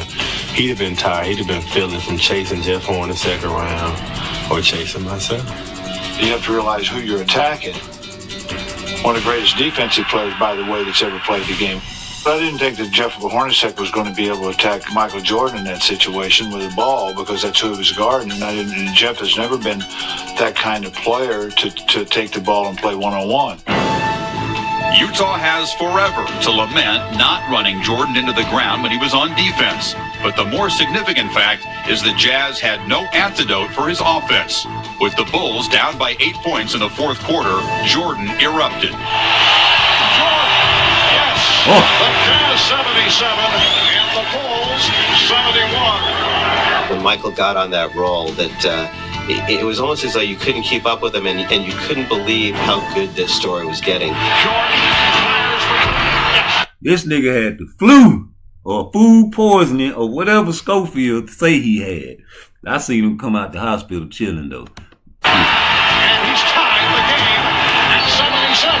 He'd hit shot after shot and he'd make some spectacular shot and you'd try to write it down on your notepad. Before you could do it, you'd look up and he'd done something else. Yes. Chicago 79. Sick, you're sick. 77. He just kept hitting big shot after big shot, and like just running back down the court on defense, he looked like he was going to fall down. I mean, it just did not look good at all. I was just sitting there hoping he didn't pass out. There's nothing else that I could do. He looked a couple of times in the third and fourth quarter like he was going to pass out. Oh, y'all know. The Jazz by 1. And then from that point on, it was just a battle into who would take the last second shot. With 46 seconds to play, Jordan tied it at 85 with 1 free throw, then lined up for a second. Oh, get it. I let Steam down, you know. Big goofy. 7-footer, and they're counting on me to rebound. That's it. Rebound and block shots. I missed a crucial box out. I have some blame to take for that loss. So. Well, I've always said, you know, we lost the championship because we didn't do some of the simple things in basketball, and that's to block out and give up an offensive rebound on free throws. You don't expect Michael to miss a free throw, but he's a human being, so I was just in the right place at the right time, tipped the ball back. Michael reaches down with John Stockton right there. Quick hands. Michael somehow gathers the ball, goes outside behind the three-point line. 10 on the shot clock. So I go down to help and he kicks it out and Mike, no hesitation, shot it. When you're as good as Michael Jordan is, Steph Curry, why would you ever double team someone else? Because I thought he was a little fatigued. You know, he was bent over at times, and I was like, well, maybe he don't want to take that because he's not a better three-point shooter than he got the same scar Schofield got on his eye. Nigga done split his shit. Too. That's a bit shocking. Brian said that was a decision that definitely honored them. Who guarding me? From straight away. Don't double team. That was one of the things where we made a mistake. You can't make mistakes in You can't shoot threes in games like that. It's a big dagger when you fought the whole game and go stupid mistakes like that to give them that opportunity. You can't. But it cussed you out in the world that opportunity, sick or not sick. hitting that three-point shot at a very key moment. You know, when a person who's totally drained at the level he was drained at was a psychological battle that I've never seen anybody overcome. The teams exchanged baskets, and with the Bulls ahead 90-87 and the clock melting down, the Jazz still had a chance to force overtime. Down 6 and 2/10 seconds remaining in this fourth quarter. Here's the three-point attempt. And the Chicago Bulls have defeated the Utah Jazz. Sick. I was really tired. I was very weak. At halftime, I told Phil that use me in spurts. But, I mean, somehow I found the energy. Just stay strong. I wanted it really bad. After the game, he looked terrible. He looked like he was going to pass out. We lied him down in the locker room. Blood pressure was okay. He was so weak that he couldn't drink. They had a doctor there that wanted to give him an IV, and he's so afraid of needles, he wouldn't let the guy give him the IV. Absolutely not. We had to force feed him Gatorade, and it took about 30 or 45 minutes of giving him a lot of Gatorade, and then he was finally able to stand up and felt okay. The man who could barely stand had played 44 minutes. He scored 38 points, grabbed 7 rebounds, and passed out 5 assists. And he demonstrated anew his remarkable capacity for seizing the moment and making it his. My lasting image is Jordan coming to the bench, just spent towards the end of that game. And Scottie Pippen had to help him to the bench and help him sit down. Mentally, he's got to be the strongest player I've ever played with, and maybe in the head. Yo, that's the iconic image I was looking for right there. This man, like, after he scored a layup, he had to roll his wrist like, you know when you sick, man, oh man, that's the worst feeling in the world, man. You gotta do your job, and you gotta go to work, man. You're sick, man. You're sick. There's no excuses. There's too many excuses. Best fighter in the whole wide world. There's too many excuses in boxing right now. For me. What about for you? I don't know, man. I know, win that fight. I already spoke to Ty DeBuff from Top Rank. We look forward to Adrian Broner. We look forward to Gervonta Tank Davis fighting Lomachenko after this fight. We know Tank fights in April. Lomachenko fights in May. I already spoke to Top Rank, Ty DeBuff, and we're going to make that fight happen between Lomachenko and Gervonta Davis. On a potential clash with Lomachenko, Vasyl Lomachenko at this stage. Does it interest you as a fighter? Is that something you would undertake? So right now, no. Arguably one of the greatest of all time, right? What are we rating ourselves on? What are we rating on? Okay, well, we want to know in the least amount of fights. I didn't have to have 70 fights or 150 fights, 300 fights. Did I not beat the most world champions? Yes, you did. Okay. And in the least amount of fights? Yes, you did. Who got the highest game? Floyd Mayweather. Who made the most money? You did. Who was the most accurate fighter of all time? You were. So it's basically saying that the greatest of all time. Okay. All right. I don't feel like you did that against no Tank or nothing, but for who he fought, yeah, it looked good. And Loso, I think that's your name. When you see me in person, call me Auntie Skull. Yeah. Why don't you separate, Paul? Stop sitting on that thing. I wish one guy would call me Auntie Skull. Right. I know they be tough. No, I'm not just saying no guys be tough. I know where the fight's at. Come call me Auntie Skull. Any of you. So, y'all can keep it with the messages, but come violate. Right. You little pussy. Okay, next thing. I'm sorry, I got to y'all want some bullshit when y'all see me in person, none of y'all say shit. But from the top to the bottom, as for pictures and cook auntie in my face, see if we don't roll your pussy out. Right. Anyway, I'm back. You said y'all be asking for pictures. Okay. You think that man ain't scared of that boy, that man? Win that fight. I already spoke to Ty DeBuff. He's scared of his daddy. We look forward to Adrian Broner. We look forward to Gervonta Tank Davis fighting Lomachenko after this fight. We know Tank fights in April. Lomachenko fights in May. I already spoke to top rank Todd DeBuff, and we're going to make that fight happen between Lomachenko and Gervonta Davis. He knew Tank wasn't ready back then. But what's the likelihood? The highest likelihood of back then is that Bomac is a raging idiot. And he got on there with a gun, and now his ass gonna be sitting over there forever. And if he's lucky, he'll get deported. If he's lucky, he'll get deported. If he ain't lucky, his ass gonna be sitting over there for 14 years. Reach in a pen for doing that. I believe. I'm sorry, we can't make an example of a famous American coming over here doing this, and we're just gonna send you back every time. Faint. What kind of discouragement is that for people like you all? Crack. To not be bringing guns into our country. So let me tell you. Hold on, you let Rolly faint you, and you fell for that Rolly.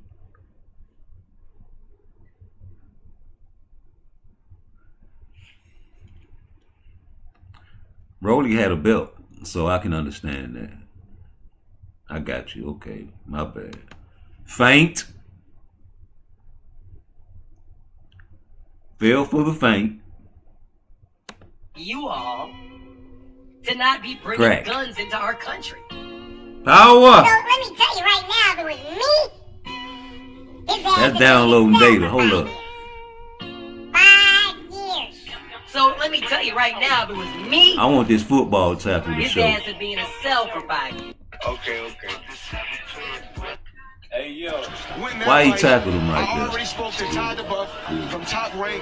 We look forward to Adrian Broner. We look forward to Gervonta Davis. I'm gonna show you why he tackled I him. have to have 70 fights or 150 fights, 300 See how he pulled that guard down right there? Cause Tank, I showed you all throughout the video how from round 2, even in round 1 a little bit, but especially after round 2 when this happened, man.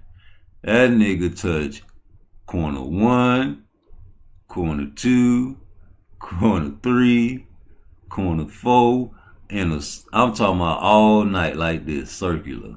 I'm talking about running like a stone cold track star. Do you hear me?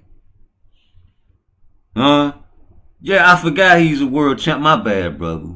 But he pulled that guard down there. He was chasing him. He was running. He was catching. He was working good. This is Rolly's best fight, man. As far as like skills, man, he was working, man. He was doing good. And he pulled that guard down. Then what happened? What happened after that? Did I not beat the most world champions? Yes, you did. Okay. He's And in the least amount of fights? right there. That's what happened. And what happened after that, though? See, y'all forgetting what happened after that. You know, Rolly got power, remember? Rolly Rolando Romero has power, remember? And I remember y'all saying that. Now, y'all, man, you can't talk bad about Rolly. You can't talk bad. Rolly is a professional boxer. Even though Tank seen him in the Mayweather gym sitting on the couch and called him trash. But yeah, you right. Rolly got power, man. I see it, boy. Tank felt that. Who got the highest gate? Floyd Mayweather. Who made the most money? You did. Who was the most accurate fighter of all time? You were. So it's basically saying that the greatest of all time. Okay. All right. Rolly ain't got no I don't footwork, think though. he did that against no Tank or nothing, but for who he fought, yeah, it looked good. And Loso, I think that's your name. When you see me in person, call me Auntie Scope. Why don't you separate, or stop sitting on that thing? I wish one guy would call me Auntie Scope. Right. You know they be tough. No, I'm not just saying them guys be tough. I know where to fight at. Come call me Auntie Scope. Right. So, y'all can keep it with the messages, but come violent, please. That little boy scared of him. Okay, next thing. I'm sorry, I gotta make these guys. That boy scared of him, man. Y'all want some bullshit when y'all see me in person, none of y'all say shit. But from the top to the bottom. You stick the tubes in your mouth. We're gonna take a picture. In my face, see if we don't roll your pussy out. Anyway, I'm back. That nigga dead serious, man. That nigga see y'all out in public. You call him Schofield. I want to see what happens. You go viral. Okay. Do it for me, so I can clip you. But dog, this what happened. He already talked to Todd DeBuff, but this what happened right there after he connected with that punch. a tackle for a loss, in fact. But that's because Rolly tried to, you know what I'm saying, come with that right after he caught him with that left. And didn't want to get out the way. He ain't got no, man, Rolly ain't got no footwork. You see how goofy, he can't even dance. A mother lover that can't dance, I can't never put you in there at the top. You know, you need some rhythm, some footwork for me. But yeah, you know, he tackled him for a loss right there, brother. From top rank, we look forward to Adrian. That's a loss. I mean, we look forward to Javante Tank Davis fighting Lomachenko after this fight. We know Tank fights in April. He's still chasing him, trying to tackle him down. I already spoke to top rank Todd DeBuff. You got to pivot, Rolly. Between Lomachenko and Javante Davis. It could happen. Uppercut, Rolly. It could happen. It could happen. Oh, Rolly, you let him tackle What's the you. likelihood? The highest likelihood of is that both. Oh, Rolly, now it's a slippage, huh?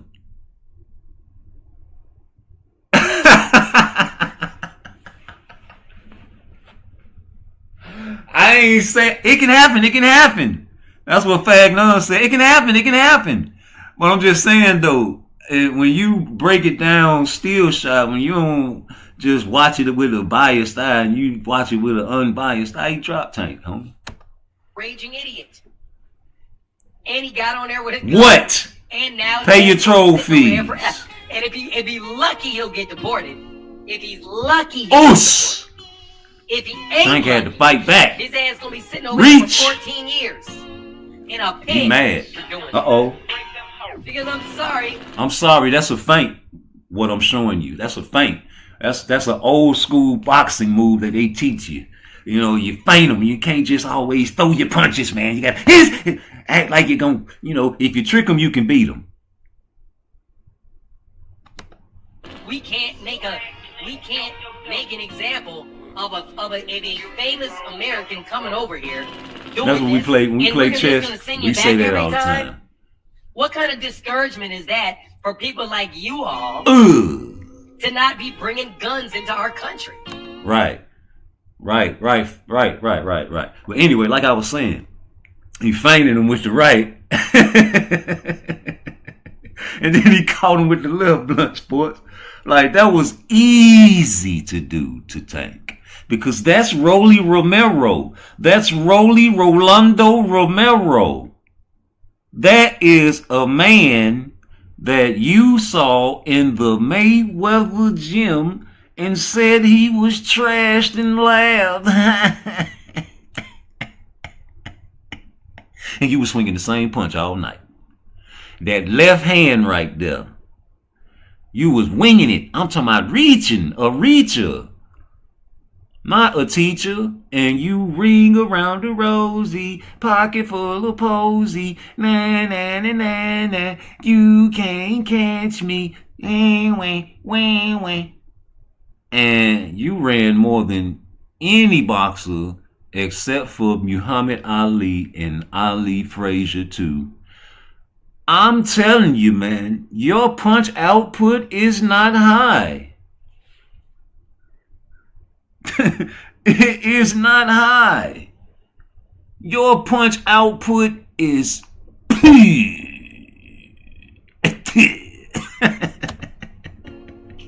me tell you right now, if it was me, his ass would be in a cell for 5 years. He was downloading data. My bad.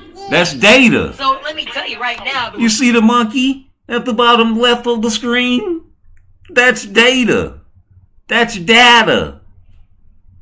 That's how Tank Davis downloads his data. I mean data. With me, it didn't hurt. His ass would be in a cell for 5 years. He's a pain freak. 5 years. He's 3 years with good behavior. body shot. 3 years Reacher. with good behavior. A reacher. Not a teacher. That body shot hurt it. What? Hoot! But you came back because you didn't like that. No, you didn't. Uh-oh. Pause the show for a minute, peoples. Let me see. Oh, what we got, Shakur? What are you talking about? See what Shakur talking about, man. You know what? Hey. Yeah, nigga, what they fucking with Tupac for? Okay, he throwing the shadow boxing in the ring. That's nice. That's nice. Public workout, baby. Matchroom boxing. You already know. I'ma be there. You know what? I bet you got it. Oh. You know who to trust. So many player hating. Yeah, you know I'll be there. Got to be there. Yeah, man, but you reaching, man. That's what I told you when you was on Knockout Boxing 86 TV and he was asking you, like, how is Shakur going to beat Tank? I need somebody to break that down. And I tried to send the super chat, but I guess mysteriously, you know, you didn't want that to pop up on your show, but everybody else seemed to pop up and you didn't read it. So, you know, you robbed me of my shine to make a commercial off of you, but I still made a commercial off of you, and I'm going to keep on making commercials off of you. Why? Because Shaka Zulu said, what? Type it in the chat. But, yeah, I said the first 3 rounds, just like he told Abdullah. You know, everybody's dangerous in the first round, especially. Even a bum like Rolly. We're going to download the data. We're not going to give up our length. We're not going to give up our height advantage. And we're going to work off our jab. And we're going to dissect and download our data like that. You know, no reaching, just teaching. A ruler. A ruler is the first thing that you pull out of your toolbox when you're building your house. Because you can't put your house on anybody else's property line. You have to measure your wood or your bricks or whatever you're building with, your materials. And once you do that, then you pull out your tools, your hammers, your nails, your screws, your wrenches, your power drills if you got them. Don't really need them to build a house. You don't need a power tool to build a house, do you? Nope. You need smarts. The same smarts they build the pyramids with. No power drills, huh? Just guards. So what's the most likely scenario? The most likely scenario is that he's a raging idiot. However, if I want to, you know... Every corner. Every I can't run, deny nigga. the accusation with people that are... What round that was? The 8th or 9th round? Run. I think he dropped him in Stop right there. Look at his feet. Look how close his feet are together. Okay? This is not what we are taught. We're supposed to keep our feet separated. Right? We're supposed to keep that distance in between our feet. And you know, you're skipping along. Ha ha ha. Yeah, that's cool. You're with Rolly. This is easy. Well, I want to see you do this against Shakur. That's all. Please. Illuminati 777 like my video. I want to see you do this against even Keyshawn. I know that's who you probably want to fight before Shakur. I don't even think you'll fight him. But I want to see that, brother. Like the 7-4. I think it was either the 7-4 or the 8th and finished him in the 11th. And I'm going to give you a secret on that. Check fucking second guessed himself in that fight. He could have been got his ass out of there. Right. I see it in his face in the corner. But once he seen it, tell him, Kenny, what he did. What the fucking work did he, Kenny? It was over. It was over. Once he seen it, he looked at me and said, nigga, let's go. And start putting that shit together. Tank didn't pay attention to, but once he seen it, everybody Shakur spar, he beat him. Everybody. I feel you, Coach Cal. But Coach Cal, I'm going with how I feel, Coach. How you feel? Smoothie King. Now, you gonna run into a wall one day, Coach Cal. Who? You gonna run into a wall. Who? Right back at you, but another one. Reacher. Got what you saying, Coach. She loving the Nizzy for Chizzy, my Nizzy. Tell him to have the same type of energy that he came on social media with now today. Watch this. Tell him to send the contract over or we send the contract to him. However it go. That's what Schofield Sr. say that his son was going to do. Hit him in the chest, slow down the breathing patterns. Tell him to fight me. If he really feel that, and then even with the Physiology 101. I don't care if you King Kong. God gave you a skull to protect your brain. Your brain is not meant to be smashed against the skull whatsoever. If you are in a car and you have a cup of Kool-Aid in your hand and someone bumps you and you spill not one drop, you can get a check.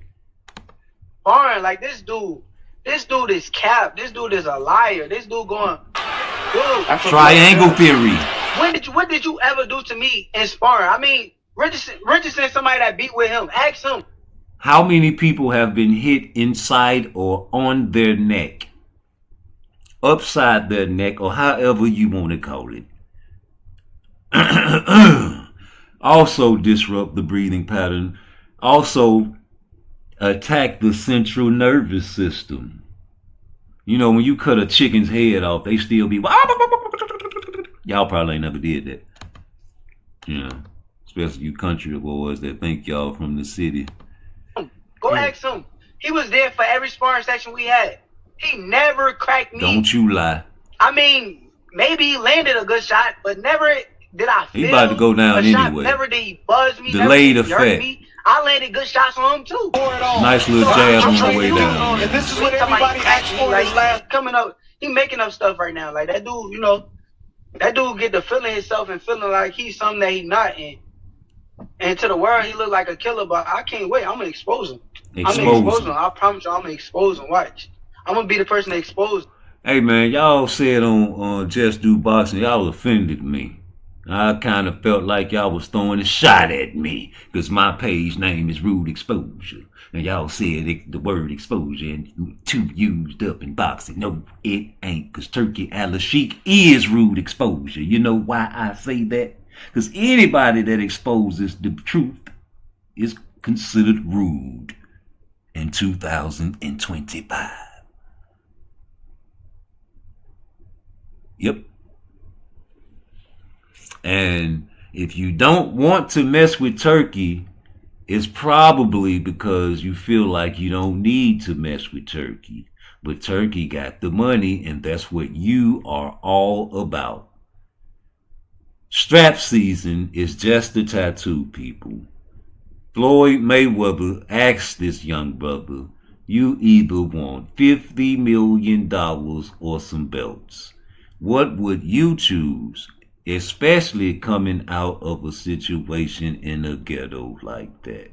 A user, a manipulator of young black minds. Floyd Money Mayweather sees Tank Davis, in my opinion, as a business venture. Someone that fights nothing like him. Because God bless the dead, what did he say to Roger Mayweather? You don't win fights with power punching. We don't respect power punches over here. You win fights with smarts. Yeah, Yoda. Turkey gonna put you in a tough fight, homie. And that's the business, too. So if you want to not mess with Turkey, okay, we cool with it. You got your own thing, huh? I know that's the excuse. Because Turkey got his own thing, and Leonard Ellerby already predicted his entrance before he even came on the scene when he was on the Rise podcast, remember? It's going to take somebody with a whole shitload of money, you know, and I care about, Turkey don't care about losing no money. They done got billions of dollars invested into this shit. How you going to invest billions of dollars into anything and think you not going to have control? Like Janet Jackson. Control. Yeah, man, we break it down over here. I'm be the person that he going there, he not gonna knock out. No, Lomachenko, y'all was on the same side of the street, my nigga. And that was the biggest thing you Tank fans like to come out your crooked mouth, unrighteous mother lovers, different sides of the streets. In-house fighting ass niggas. Rolly. Get out of here, man. I don't put nothing past Floyd. Boxing is the most corrupt sport in the world, Craig, if you ask me. And you heard what K9 said. They bought his belt. But he got it back. That's how he became the oldest world champion. God don't like ugly, man. And now you see. Now you see why. You just can't mess with your own kind sometimes, man. You gotta prove to me that I can give you my loyalty. I can't keep seeing flaw shit and think, I'm gonna keep on subscribing to you. And keep on listening to you and taking your word. You're a little boy that cried wolf. You're like Bill Haney right now. This man done sat on there and just used the Mac lines on you. You young niggas ain't never seen the movie The Mac, so y'all don't know. You know, and just cap. My son, I ain't mad at him saying he's his son, the face of boxing. I'm just saying, man, don't be acting like you ain't the real. The real Bill is Joe. I'm talking to Joe. Joe tripping. He's the big nigga. He's the big homie. It's like, first we was in there with Olympic Court. Then it was like, you get anything off Shakur and Spawn. It's like having a good day. You know, the way the shit moving in the division, brother. You get 135, you got 135. Now, people like to take that statement and fuck if it was sneaky. You know, it's true. It's reality. Truth and reality must be respected at all times. You think God bless the dead, Marion Barry, the former mayor of D.C., when that tape came out, when that crack girl set him up by the police, you're like, oh, bitch, you set me up. He was in there smoking crack with the little prostitute, remember? You set me up, you set me up. They were like, oh, they wrong for that, man. That's your mayor. They supposed to expose him. He around here getting all this free money, and the ghettos are messed up. And you sitting there with the prostitute, smoking crack rock, on camera. And we ain't supposed to record Bill Haney? When every time you see him on YouTube or Instagram, he's acting like a pimp, a Mac, a gangster. But now we got him on camera and he got boo-boo stains in his drawers. And you want to keep the same energy or you want to change his energy? I don't know, because that's the real Bill if you ask me. So I'm not changing his energy. That sounds like a man that don't even want to put his son in the ring with Shakur Stevenson, nigga. 25% my ass, you supposed to go to the WBC. But you know, doing that caused you a duck label. Because you knew this nigga didn't want to fight you, boy. You supposed to went on and took that mysterious so-called 25% deal and know that ain't gonna come to you. You know Bob Arum said ain't no offer come. So, man, you're a duck. Just like Tank is a freaking duck. For not taking that $20 million guaranteed. Oh, it ain't true, huh? He wanted 2 Ferraris out the blue. Why would a man want 2 Ferraris from another man anyway? That's what the little girls do for their Sweet 16 when they ask their fathers that have the money to buy cars for them. That's what the little boys do to their fathers when they want to grow up, and drive a car. Dad, can I drive the car? You just buy me a car, man. Take my girl out on a date. You got some condoms? Yeah. That's what the sugar daddies do for the babies, for the ladies. The sugar daddies buy cars for the ladies. Or your husband might buy a car for the wifey. Or a dope boy might buy a car for the girlies. A trick might buy a car for the prostitutes. The rich might buy a car for the poor. Not a boxer asking for cars, and you want to change that to a righteous statement? Let's leave it at that. Why would a man ask for 2 Ferraris? Now it's 3. And that's funny to you? That's the spirit that you're going to take to your grave. And teach your children it's okay to troll now in 2025. Sound like witches. And y'all men, how you sound like a witch and you a man? And I don't even understand it. That's why I got you suckers paying troll fees to come over here. I ain't gonna read your statement with my voice. Because God put this voice in me and I'm trying to live righteous. You ain't finna get me to say none of that wicked shit no more. Unless you pay me. Uh-oh. What are he talking about? Stay off of it, right? But stylistically, if Shakur does get hurt, Shakur knows how to stay off of it, right? But it's not what people want to see. They want to see Shakur. I remember Shakur Stevenson, honestly, he was game when it came to the Olympic trials in 2015 before the Rio de Janeiro games. Shakur Stevenson, I got to give it to him. I won in the Olympic qualifiers. I won Outstanding Male Boxer to get to the trials, but he won Outstanding Male Boxer in the Olympic trials for USA.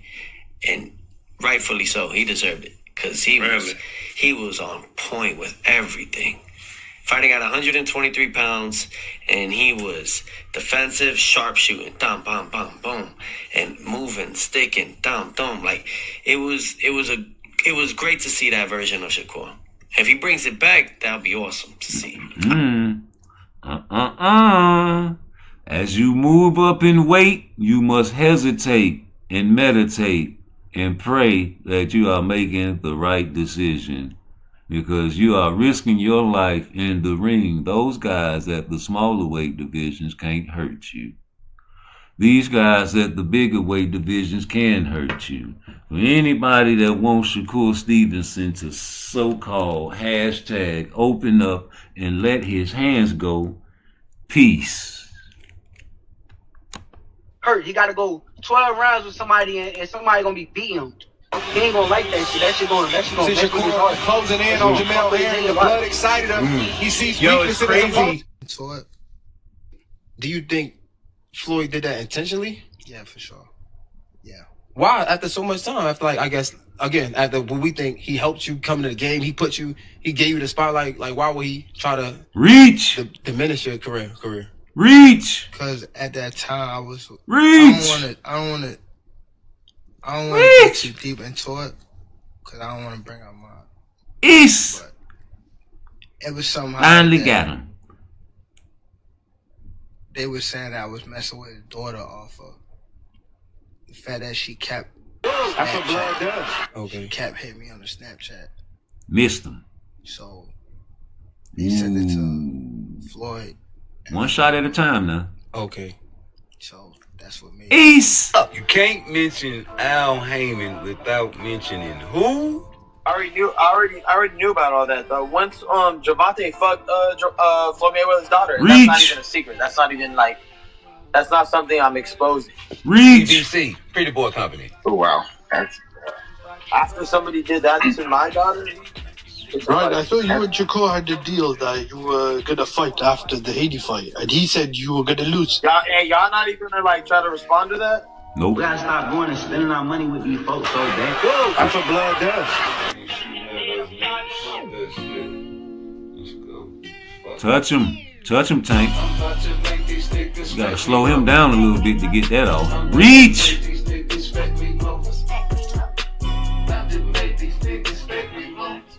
Rolly. Run, nigga. Run, nigga. You better run from Rolly. Get out of there. Ooh, that nigga going for a go route. That nigga said, down. Blue, 42, hey. Go route, audible. That nigga went on a fly route just right then, boy. He burnt Rolly. You seen him? Oh, throw me the ball, nigga. You better throw me this ball. That's a touchdown right there. That's a touchdown, man. Oh, y'all hating, man. That's a touchdown, bro. That's a 6. That's big box. He finna get into the big box. That's what we used to say when we need a motherfucker to score one more touchdown to win that money on our ticket. Boy, get in that box. Get in that big old box. Big old box. Big box. Come on, boy. Get in that box, boy. Come on, boy. Big box. Big box. Big old Tim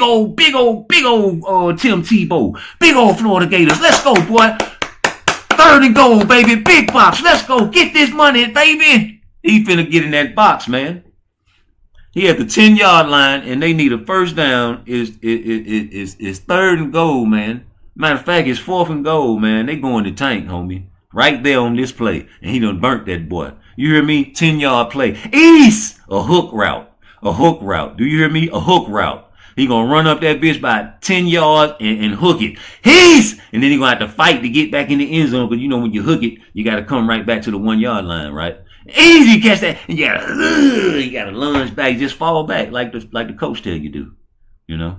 You get in the weight room, you practice your squats. You know, you get under the weights, you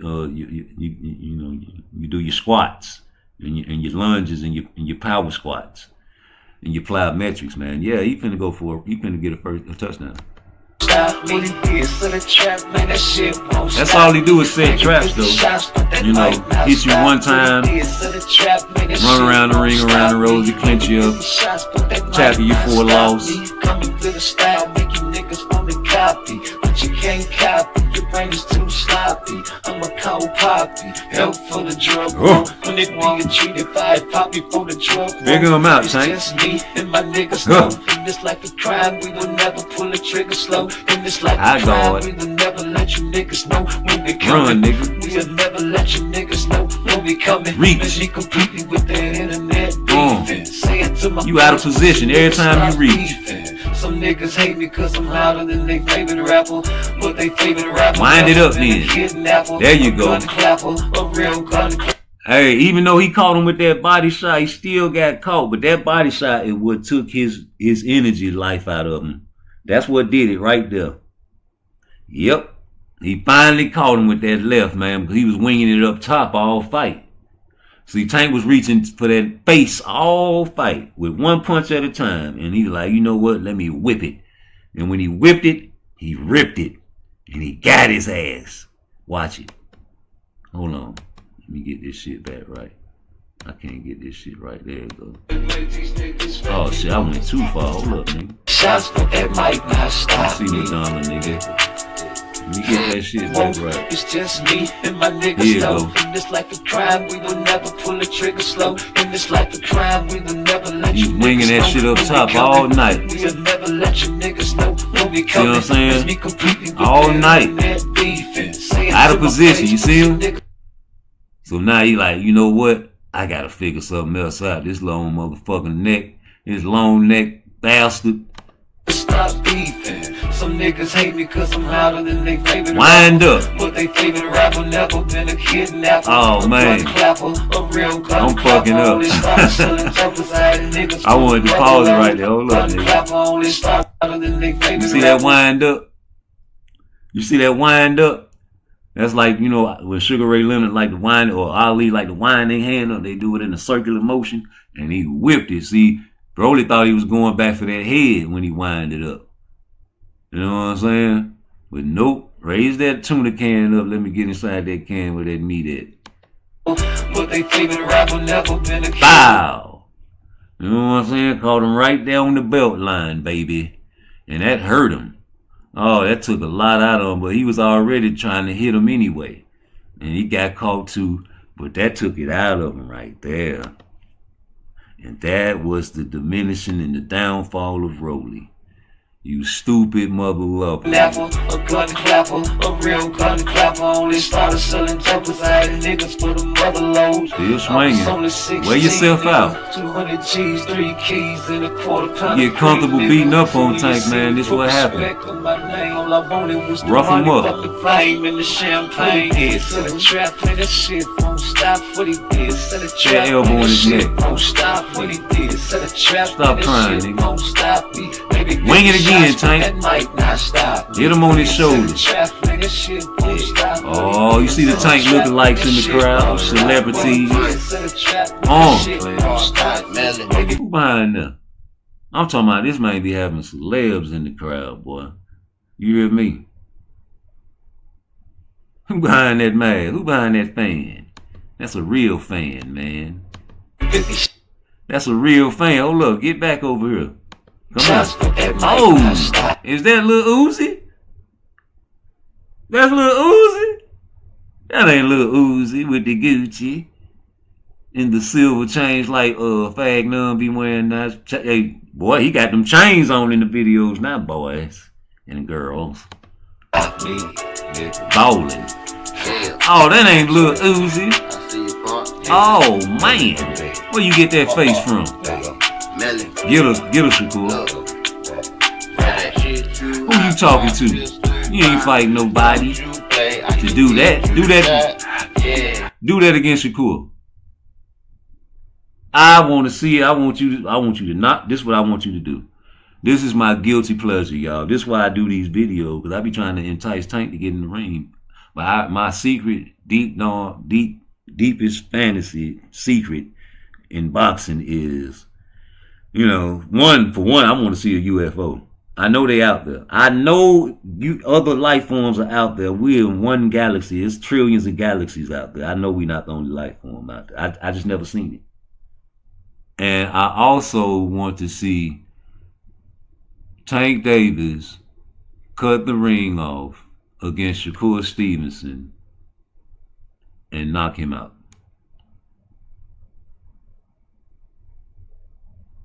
Yep. Look how close Rolly feet together. He's a bunny. We was in partner, but now my damn bun like 20 minutes. No, it ain't sweet, but they say it's a he tired. There, call honey bun. Don't you try us, cause nigga, we got talk it back. Miss. Spot, nigga, kick your damn door down. Tackle. Your grandmama, we want more now. Tackle. Yeah, we done told you. Nigga, don't play. Squeeze, nigga. What's wrong with you? Now we just on the ground trying to get the key. Nigga, stay in your place. Nigga scared to squeeze Tank, man. What he did, set a trap, man, that shit won't stop. I'm trying to break his neck. Ugh. That's a low blow, y'all. What he did, set a trap, man, that shit won't stop. I don't know. Maybe 50 shots, but that might not getting this nigga a rest. Set a trap, man, oh, okay. Won't stop. What he did, damn, look at all the time off the clock. Look like the Hector Garcia rest. Maybe 50 shots, but that might not stop. There you go. Twice, nigga. You better not never do that to Shakur. That's look like Abdullah Mason right there. That look like Abdullah Mason right there. Y'all twins, nigga. See, Blunt Sports, you was wrong, man. You talking about Abdullah Mason and Jerome Boots Ennis is twins. Negro, please. Nigga, Abdullah Mason and Tank is twins, nigga. That's why they say Abdullah Mason better than Shakur, brother. Look at him. That's the same thing Abdullah do. Try to get up under there. Yeah, give me get up under there. But Abdullah, you too tall to do that shit. Tank can do that shit. He itty bitty. That's to his advantage. Trying to copy Tank, nigga. You better not fight Tank, boy. You ain't even when your 10 rounder coming up. Pretty soon, ain't it? That's what you said. Wait till we get to them 10 rounders, then we can talk about Schofield. Hey man, Schofield, he free. He free as a whistle. He free as a bird, man. Like Leonard Skinner. Yep. You ain't gotta fight no 10 rounder, man. You know, everything is subject to change in boxing, like Blue Blood say. You know, he got that from somebody else. That's the boxing terminology. So he didn't make it up. I just like to repeat it because everybody thinks he made it up. Just like everybody thinks Floyd made up the shoulder roll. He might be 30 and 0 on paper, but who the nigga for it? So it look good on paper, but reach. There don't be no good. You might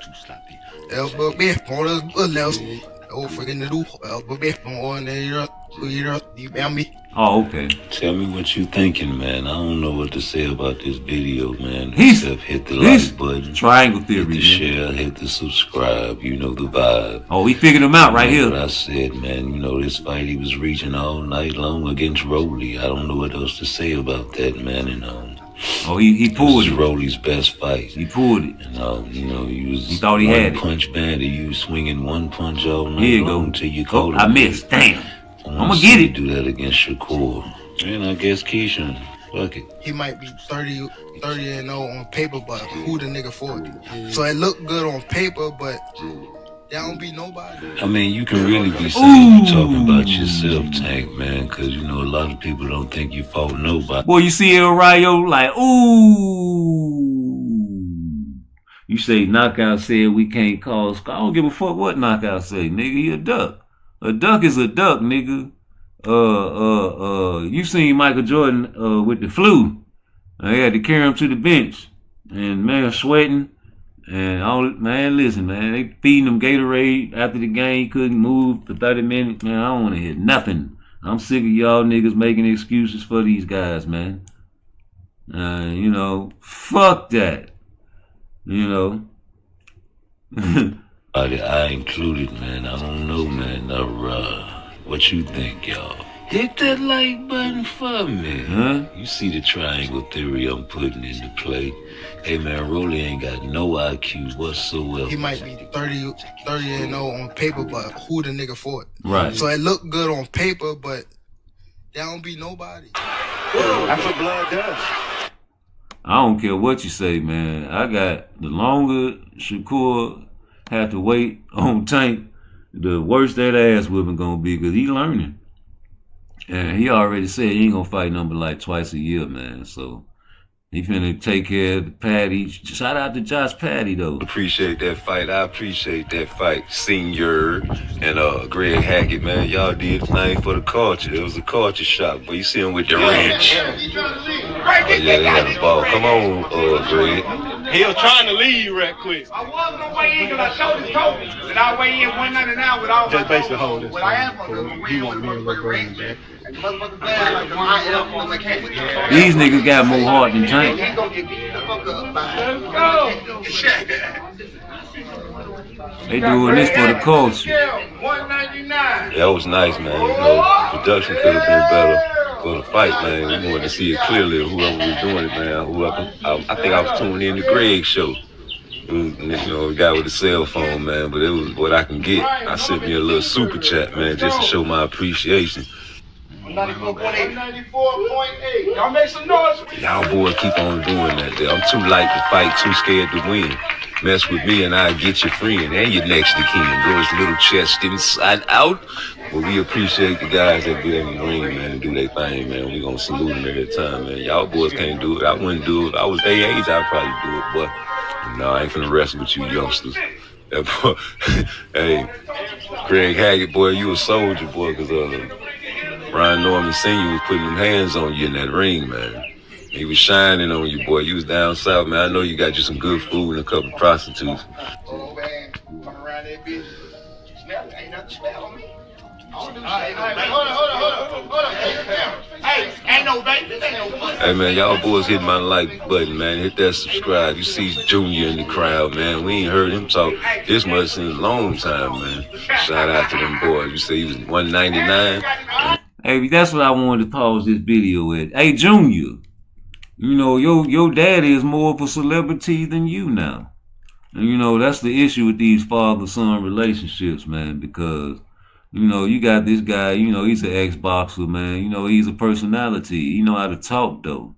You know, he learned over the years, you know, how to talk and, you know, garner attention to himself. You need to teach your son that, man. You know, he in the background like a deaf mute, man. You know, I think he really wanted that $1.7 million, man. You know, these guys grow these children up and y'all forget they raise these children up, man. How many of y'all got a mama when y'all get around mama, y'all don't cuss? You know, even though you go and cuss like a sailor. Mother lover this and mother lover that and mother lover this. As soon as you get around mama, it's, hey, mommy. No, ma'am. Yes, ma'am. You know, and you instill, and you 30, 40, 50, 60, 70 years old still talking like that around your mommy. So when you get these fathers that been in these children's lives, you know, they going to listen to their father whether they can kick ass or not. And these children be fearing their fathers. And these children listen to their fathers because that's all they know. And it's a lack of them in the black community. But, you know, it's a lot of illness in our community, too, and a lot of, you know, European slave ways we done raised our children, man. So I don't know what's going on with the 1.7, but you said after the Boots fight with Cameron that you seen something, and, you know, Boots trash and all that, man. So if hindsight, you talking about you seen something, well, shit, ain't hindsight a bitch? That mean you passed up on the A easy $1.7 million. Whole lot of money from what y'all getting now. From this here fight, G. From your son fight, G. Y'all's a stone cold. You a good little, great little undercard fighter. I give you that. But that's all you are right now. Your father is a bigger celebrity than you. And that's a shame, man. And we don't like that over here. And you know, I got into a real beef with Fag None because I sent the cash out because I ain't know I was blocked. I tried to send a super chat. I figured it out later, man. I sent the cash out like, yo, because I thought my phone was messing up. And he gave me the high five and all that. So I thought he was going to read it. I asked him, I say, man, we don't want to hear from Senior. Where is Junior? Man, you ain't read my super chat. I asked for all my money back. You would not give it back. You just a dirty rat, and you're not from the fucking rack. And you're just like Devin Haney. But you make fun of Haney. You from the suburbs, nigga. And you're not from the city. And then you have the nerve at the end of your show, while I was cussing you out in the chat. I didn't know I was blocked, so nobody could see that. Because I knew you weren't going to read it because you said you about to get off. You said, hey, man, yeah, man, you think we can get Junior on the show? You got that little, you know, voice that, you know, kids used to get beat up in school for having. You got little Junior, you gonna get Junior? He's like, yeah, man, you know, you hit me. And I hit Brian Norman Sr. on the Instagram immediately after that, talking about that pussy nigga flow. And I'm down here in Georgia. I be at Duncan Park all the time training the children. Out here in Noonan, Georgia, all the time training the children. You can come pull up on me. Let me get an interview with you, nigga. You ain't even respond. But you know he's a pussy nigga, don't you, boy? Because I tagged you. I went in your inbox, in your DM, whatever you want to call it. And you stole my cash out. I showed you it. You gave me a high five, and then you want to report me the cash app like I'm asking for my money back, like I'm trying to ask for money back, man. Like I'm begging you for money, man. That's the lowest of the lowest a man can go on live. And then you say, and I snitched. And you admitted to being a bitch. And you know, when you guys subscribe to that, cool. I still watch him sometimes because he's entertaining, man. You know, we used to watch him in the penitentiary, G, when we had sneak the cell phones in the room, man. And you know, we want to watch a little boxing show. We used to watch him because he was entertaining, man. The nigga used to trip out and play Biggie. I told you I got $20 cash out for anybody can find that video. He was either rapping Biggie or he was playing Biggie, man. And you know, yeah, nigga, we played all the videos where he was throwing gang signs up, and we used to trip out on that shit. You know, that's when it was for none. That's when for none was for none. You know, that was the real for none. You know, and you know, I deal with mental illness in my family, so I understood what he was going through. I still understand what he going through.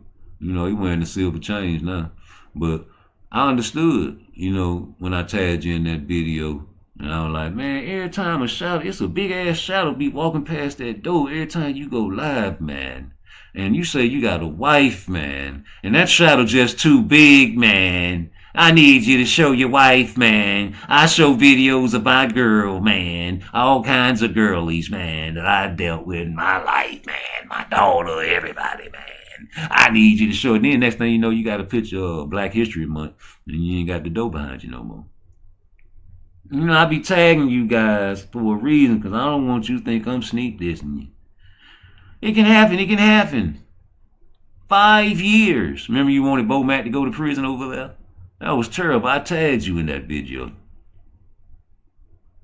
Just like I tagged Knockout Boxing 86T. I tag all them boys, man. Blue, BF, all them boys. I can't call them BF. That's like boyfriend. BF, TB. All that shit, man. Brian Norman Sr. is a bigger celebrity than Brian Norman Jr. That's all I wanted to say. What it was? Brian Norman Jr. was what? I mean, Sr. was what? 194 with a wrench in his hand? Yeah, man. So, hey, say he was 199 with all his clothes on. Hey, we come to tighten all these screws up. We finna tighten this clown out. Yeah. These boys got in good shape for this fight, man. Even Greg Hackett, man. You know, he's 199, man. That's good. Yeah, that was good. You got in shape, Greg, but you know, you let that man outwork you, man. He was sticking you with that jab too, bro. You know what I'm talking about? He was sticking you. Hey, y'all know that Ryan Garcia fight free, right? They say that shit free to get in. I don't want to play that shit no more. Hey man, but that Keyshawn Davis, you know, versus Tank, I don't want to see that first. I want to see Tank versus Shakur. So we already know we saying no to that fight. If it happens, of course we gonna watch it. Duh, dumbass niggas. Why we watch boxing? That's why I don't watch the fight. I hate y'all when y'all say that, man. With a real passion, because that's wicked. And you know, we hate wicked, evil people over here. Oh, you a hater. Yes, I'm a player hater, man, because I hate niggas that be playing, G. Stop playing with me, man. Of course we gonna watch the fights, man. We not finna dedicate time to make videos about this sucker no more. You know what I'm saying? If you don't call out Shakur, man, it is what it is, G. We already know you an entertainer. That's what Floyd made you. You know? That's what Floyd made you. He say $50 million or some belts. And what you chose? You chose the motherfucking 50, nigga. I ain't mad at you, but just say that. You acting like a tough guy. You know? I ain't trying to see no tough guy. Look at this man dressing in a wig. Yeah, get out of here. That's not the type of tough guys I was raised around, G. I wasn't raised around them type of tough guys, man. Go back to Twitter, though, man. I want to see this nigga punch this bag, G. I want to see you do this against a killer, though, homie. That shit look good. It sound good. You got the ladies in the background. You got the little comedy nigga from Chicago, fun-ass nigga from Chicago there. All the influencers, the food people. They got the snacks and shit on deck. You know, got your shiny boots and some more shit. You know, you ain't got no boxing media up in there. It's all good, baby. You ain't gonna ask no questions like they really want you to, you know what I'm saying, answer, man. You know, we got Jay Prince in the background, not in here, but in the background of my other video talking about Tank ain't sent nothing. He say, Tank, maybe you don't know, but I'm telling you from my mouth to your ear, they ain't sent nothing. You hear me? Everybody talking about the fight. Yeah, everybody in talk. Y'all called us. You mother loving right, we want to fight you. Hey, man, you know, Schofield ain't got no opponent right now. It'll be a shame if you fought him next. I heard you knock out talking about, yeah, man, you know, Tank do that, that'll be fucked up. Yeah, get on his ass, knockout. Get on his dog. I've been making videos about Tank stealing opponents, man. Y'all know y'all been sneak watching me. You even admitted that you be watching me. I just don't get in your chat because they gonna be wanting to talk to me. Nigga, they coming over to Rude Exposure to talk to me. And if they see you in my chat, just like they see Just Do or anybody else in my chat, they gonna acknowledge you, of course, nigga. I ain't mad at nobody talking to other people. I hardly even look at the chat sometimes when I'm studying and doing my lessons. And I have to come over, and sometimes you might think I ain't saying nothing to you. You might tune off, man. But eventually when I look over to my chat like young boy, I eventually say your name. What's up? Say Knockout said we came, man. Yeah, nah. Fuck what that nigga said. Who gives a fuck about what Knockout say except a Tank fan? This man got one punch knockout power, and that's all y'all depend on. The equalizer. That's what y'all call that. How you gonna do that against the master? That shit look good in rehearsal. I told y'all the story about the nigga in Bluntstown, Florida. Nigga used to draw a square in the sand. Smaller than that square he fighting on, man. You know, like a box. You know? And he used to get out there on the rec yard every day. Hiss. Like, you know, the little speed punches and speed drills Tank be doing, man. He be doing that shit. Pivoting. Never come outside that box. Dirt. Pivot. Kicking up from his feet. East. That's where I get that east from. Yeah, I got that way before I heard Shakur say it. You know, Shakur be like, east. I've been heard that shit, man. That nigga, east, ice. We be like, woo.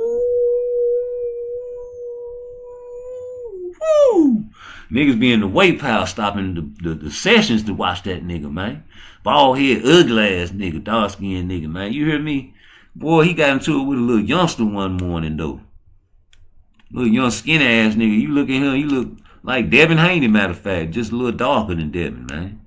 And a little young nigga wasn't having that shit. You know, you nigga get that time, man. You go out there in that sun and you work in that sun every morning, man. That 100-degree weather with them rattlesnakes out there. You don't care who it is. You can be 9 feet tall, nigga. I'm gonna die today.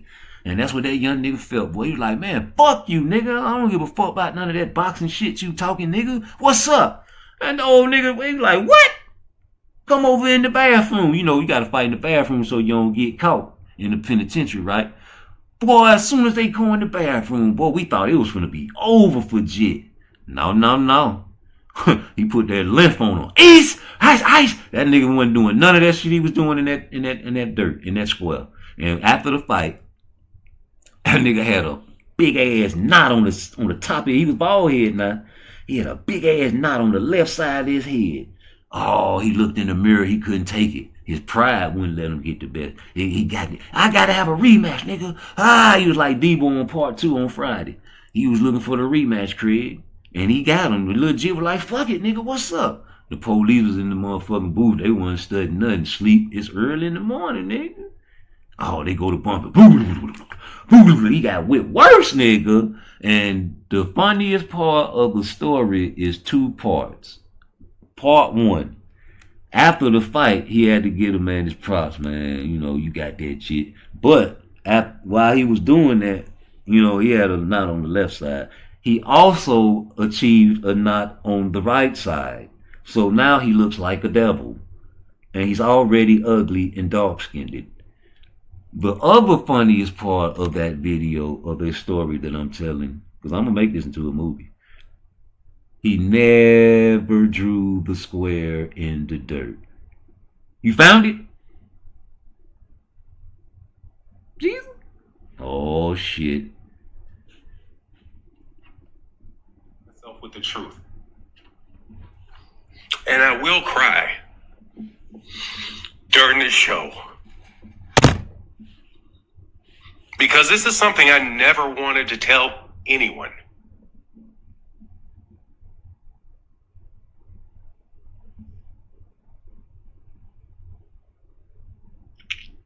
I never wanted to tell you, any of you. But you ask. You won't stop. No matter where I go. No matter what piece of business I try to get into. Defend myself and defend myself with the truth.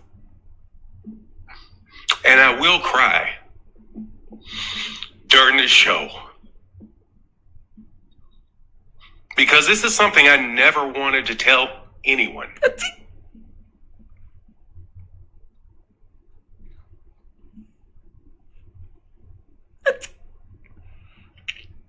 I never wanted to tell you, any of you, but you ask. You won't. Hey man, that's my homie, man. He going through something, man. Leave Fag None alone, man. You sending chats and sending links to chat. You know I'm gonna push it, and you know I'm stupid. You know, I done let him live a little bit, man. He's still flawed, but I done let him make it a little bit, man. I ain't really on that shit. It just sometimes when it just pop up in my mind, I can't help but to shoot the shot off in there. I can't help it, man. But you know, mental illness is a real deal, and it's in my family heavy. You know, I feel like I have a little mental illness, but I know how to exercise the brain, man. And I acknowledge my problems, and I don't act like they're not there. You know, and you know, when you take a lot of punishment to your head, like I have in the past, you know, you get what you call brain damage or CTE. Your brain is not supposed to be smashed against the skull. And, you know, that's the way it is, G. But, you know, we got Tank, man, coming up March 1st, G. Big dumbass fight, man. You know, Lamont Rose said he gonna get 2 of them out the deal. I don't know, man. You know, Tank said he ain't gonna come in there acting all crazy and wild. He know what's up. So if that's the case, then he gonna try to pull a Karen. Then Tank, he ain't gonna triple up that jab and try to go down the middle on you like he do everybody else. And you gonna play smart? What, you gonna pull a Karen, try to get 2 fights at you? You know, man, you worried about Devin getting a decision. You know, I thought you knocked everybody out. You know, and there's no way in the world that a man that knocks everybody out is worried about a decision. So maybe it's him, maybe it's y'all that think he can knock everybody out. That brother don't think that. You might talk a tough one for the camera, man. Like you said, he trolled just to, you know, get the people to buy the fight. He's a marketing genius. It's Knockout Boxing 86. You got me unblock me, ugly ass boy, so I can go in there and start troll. I ain't never trolled in your weak ass chat ever in my life. Now you got me blocked. And these pussy niggas over there using my emojis, man. I hate you bitch ass niggas. Y'all gotta absolutely pay a troll fee to get back in my chat. Do you hear me? You niggas still in my vibe. You think I'm gonna let you in my chat and say anything? You, Creole the Traveler, all things, boxing, AMC, especially Windy City Assassin. I can't believe the homies did that to me. And you came on the show and embarrassed yourself. And you know, you niggas automatically, even if you're talking boxing, you three are designated to hit my Cash App or my super chat. If you ever say anything in my chat, I will not read troll statements from here on out since they monetize me. And if you're trolling my chat, I will not read it. I'm gonna just get you up out here for 24 hours. And if you start, you know, coming with the other accounts, I'm gonna do the same. If I see you when I'm at work in one of my videos that I put out and you troll, I'm just gonna block you from there and get it off my screen. I don't want none of that negativity and none of that unrighteous shit on my chat, or in my spirit, or in my presence, or in my universe. Because guess what? I don't hang with pussy niggas on the street, so why would I want you in my chat? This my house. You know, and I don't like you niggas. Especially you three amigos.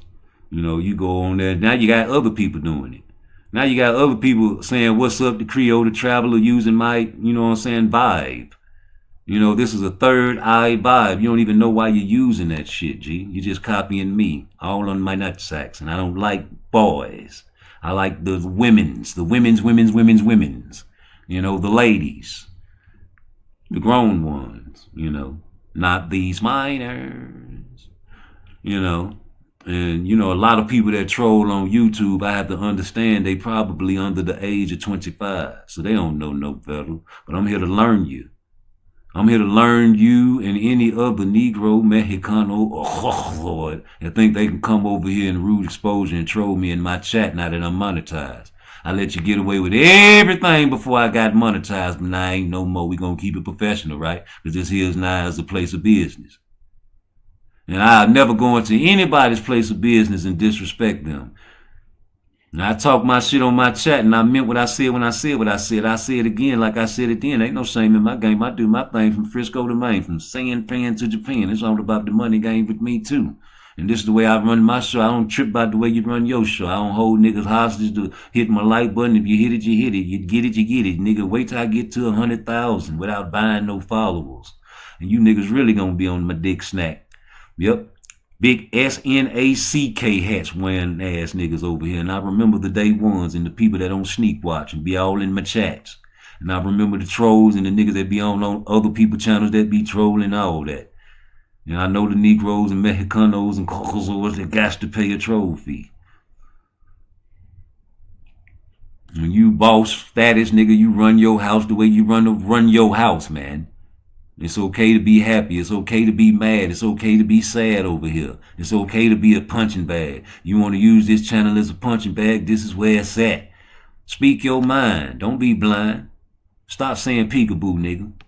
You hear what this shit is, man. We gonna listen to this brother one more time before I get back to boxing, nigga. Can't admit we're excited because we gotta act like we've been there before. Talk to me. We can't cry because that makes you a bitch. You can't admit that you're in pain because that makes you weak. Yeah. You can't admit that you're sad because that makes you weak. And if that was it, Keenan, that would be bad enough. Yeah. But we won't admit we're happy. Wow. Because we might look goofy. We can't admit we're excited because we got to act like we've been there before. We can't admit we're in love because it means somebody has control over us. So you're stuck in this stoic, emotionless. Hold on. You say you want to buy property at this place. I want $5 million for it since you want to buy that property that what my mama said. Okay,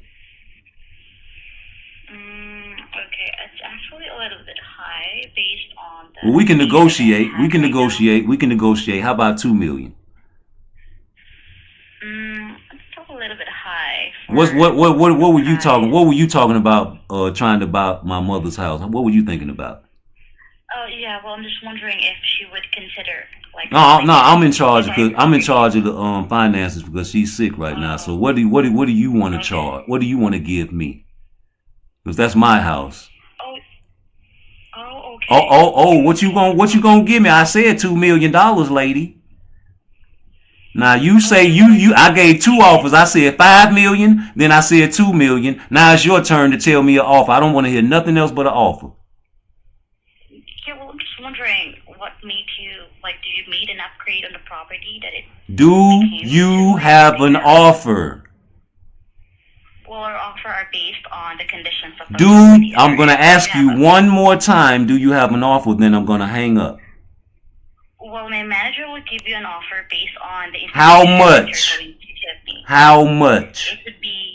It would be based on the information. What's the ballpark range? What's the ballpark range? Well, sir, it would actually based on the conditions. What, 100,000, 200,000, 300,000, what?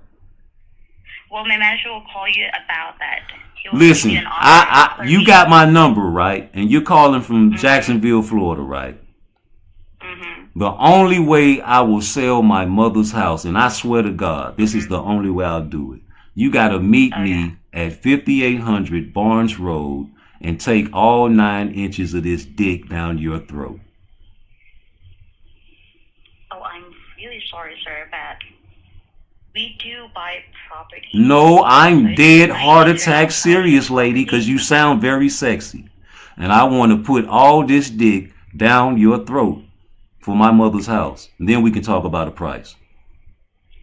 How about it? Sir, I'm really sorry, but it's a little bit rude, sir. That's rude? It's alright if you're not selling the property. Is that rude? It's really fine. Is that rude? I'm sorry. I'm sorry. I'm sorry. I'm sorry, lady. I'm sorry to all the ladies out there. Reality of manhood that actually reduces my humanity. So I am at the greatest level of strength when I don't feel shit. Calling, asking, trying to buy my house, man. The devil is a liar. You understand me? And I'm sick of y'all. All y'all devils out there in YouTube land. You know, we're sick of this. Blow them up, G. Don't call, try to buy my mother's house. Listen to this shit. I'm glad I recorded her, man. Well, my manager will call you about that. Listen, you got my number, right? And you're calling from Jacksonville, Florida, right? The only way I will sell my mother's house, and I swear to God, this is the only way I'll do it. You got to meet me at 5800 Barnes Road and take all 9 inches of this dick down your throat. Oh, I'm really sorry, sir, but we do buy property. No, I'm dead heart attack serious, lady, because you sound very sexy. And I want to put all this dick down your throat for my mother's house. And then we can talk about a price. How about it? Sir, I'm really sorry, but it's a little bit rude, sir. That's rude? It's alright if you're not selling the property. Is that rude? It's really fine. Is that rude? You keep calling my fucking house. I'm sorry. I'm sorry. I'm sorry, lady. I'm sorry to all the ladies out there. Reality. Oh, then I'm gonna hang up. Oh, what you gonna... Rewind this. That would be bad enough. Yeah. But we won't admit we're happy. Wow. Because we might look goofy. We can't admit we're excited. Because we gotta act like we've been there before. We can't admit we're in love. Because it means somebody has control over us. So you're stuck in this stoic, motionless. Stoic. Hold on. You say you want to buy property at this place. I want $5 million for it, since you want to buy that property to what my mama said. Okay, it's actually a little bit high based on the. We can negotiate. We can negotiate. How about $2 million? It's still a little bit high. What were you talking? What were you talking about? Trying to buy my mother's house. What were you thinking about? Oh yeah, well I'm just wondering if she would consider like. No, I'm in charge. I'm in charge of the finances because she's sick right now. So what do you want to charge? What do you want to give me? Because that's my house. Oh, okay. What you gonna give me? I said $2 million, lady. Now you say I gave two offers. I said $5 million, then I said $2 million. Now it's your turn to tell me an offer. I don't want to hear nothing else but an offer. Yeah, well, I'm just wondering what made you do you made an upgrade on the property that it? Do you have an offer? Well, our offer are based on the conditions of the property. I'm gonna ask you one more time. Do you have an offer? Then I'm gonna hang up. Well, my manager would give you an offer based on the information you're going to give me. How much? It would be based on the information. What's the ballpark range? What's the ballpark range? Well, sir, it would actually based on the conditions. What, 100,000, 200,000, 300,000, what? Well, my manager will call you about that. Listen, you got my number, right? And you're calling from Jacksonville, Florida, right? The only way I will sell my mother's house, and I swear to God, this is the only way I'll do it. You gotta meet me at 5800 Barnes Road and take all 9 inches of this dick down your throat. Oh, I'm really sorry, sir, but we do buy property. No, I'm dead heart attack serious, lady, because you sound very sexy. And I want to put all this dick down your throat for my mother's house. And then we can talk about a price. How about it? Sir, I'm really sorry, but it's a little bit rude, sir. That's rude? It's alright if you're not selling the property. Is that rude? It's really fine. Is that rude? I'm sorry. I'm sorry. I'm sorry. I'm sorry, lady. I'm sorry to all the ladies out there. Reality of manhood. Please. That actually. Please. Y'all gonna quit fucking with me. I'm untrollable and uncontrollable. I love to do that to these scammers. You can't scam me trying to buy my mama house. Nigga, please, you must have seen her hospital bills and seen that she was sick. You bitches ain't nothing but the devil, and I'm gonna get you every time. Yeah, that's the only way I'm gonna sell the house, bitch. Meet me at 5800 Barnes Road over here on the south side of Jacksonville, Florida. And I'm gonna give you the apartment number, and you come over here and eat me up. Eat me alive, bitch.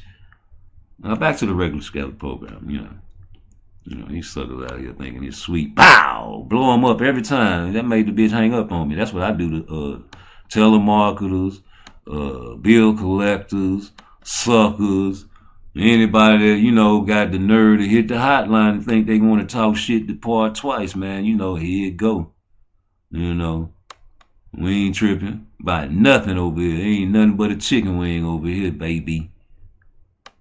You could not kill me, papi. You niggas more too sloppy. You tried to get me jacket chain, but I bust. Them niggas don't want to bust nothing, man. Them niggas want to just sit back and play video games all day. They don't even want to get out and make no hustle by themselves. How we gonna respect you, nigga? We don't respect that. We don't respect this. And you want to make an excuse for this. That's crazy. To me, it is. You know, this nigga over here tomorrow, he got like 8 kids and his wife 380 pounds. Yeah, buddy got to work overtime, pussy nigga. That's what the pussy niggas in the hoes say about niggas, man. Talk about a nigga gal. Why you want to talk about that man girl, man? That's some hoe shit, man. You love talking about the ladies, too. I noticed that, man. And you know, that's what the homosexuals and the ladies do. You know, they talk about other pretty women, man. That lady, man, had his children. He's still with that same woman. You know what I'm saying? Got plenty of properties, plenty of money, man. You know, he might be bad business, but, you know, I only say that because you was over there with that racist, man. You just stuck with him. You let him say all that stupid shit in the ring. You know, he could have built a house in Beverly Hills and all that dumb ass. Then you went over to BLK Prime trying to get Brian, Boots to talk bad about you, to hype up a fight. And, you know, damn well that man went finna sign no BLK Prime, man. You know, they're fighting Abenesian, busting your glove upside people's heads and some more shit. You stringing along Earl Spence, even though he could have fought you way back in the beginning. And even though Earl Spence did say he was gonna take the easy route. But nigga, you already know I call you bad business, bud, and I heard that little slick ass remark talking about all these people that used to call me bad business and all that. Nigga, I'm the one that called you bad business, bud. Triple B. I'm the only nigga on YouTube that named you Triple B. I'm the onlyest nigga on YouTube that named you Triple B.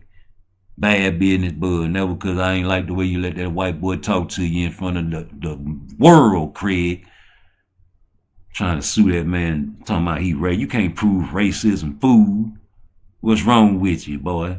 That was bad business. You know they were gonna try to set you back. Now you trying to get you some money, and niggas don't want you to get no money. And that's where I'm with you at. You know, I don't even care about you not fighting Boots. Fuck that, you nigga. You know what I'm saying? Because he's not at 54 and you left that division. And I wanted y'all to stay at 47 and run it. And y'all can't make that weight no more. It's a lot of more money up there in the high weight division, man. More wreck, more money, more power, man. You get the bag and that's you're set for the rest of your life. You get a Canelo fight, man. You know. But you'll forever be Triple B to me. Just like Triple B or Triple G will always be Triple G, you got that stain on you, G. Nigga gonna always remember how you let them white boys house you, man. You know? I don't like that because you from the Midwest, G. I never been to Nebraska. I only seen movies about Nebraska.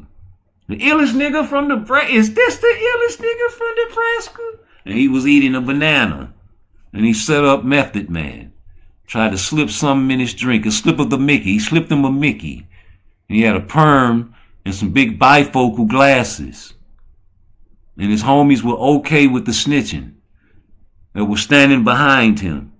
And there's a lot of guys out there okay with the bullshit. You okay with Shakur and Keyshawn not fighting. And you going for undisputed. You going for all these things, man. These boys said fuck undisputed. Fuck all these things, man. That's not good for boxing, if you ask me. What's good for your pocket is not good for boxing, homie. You know, fighting these killers is good for boxing, homie. Memorable fights, great fights is good for boxing. Even when the underdog steps up and surprises y'all like Buster Douglas, that's good for boxing.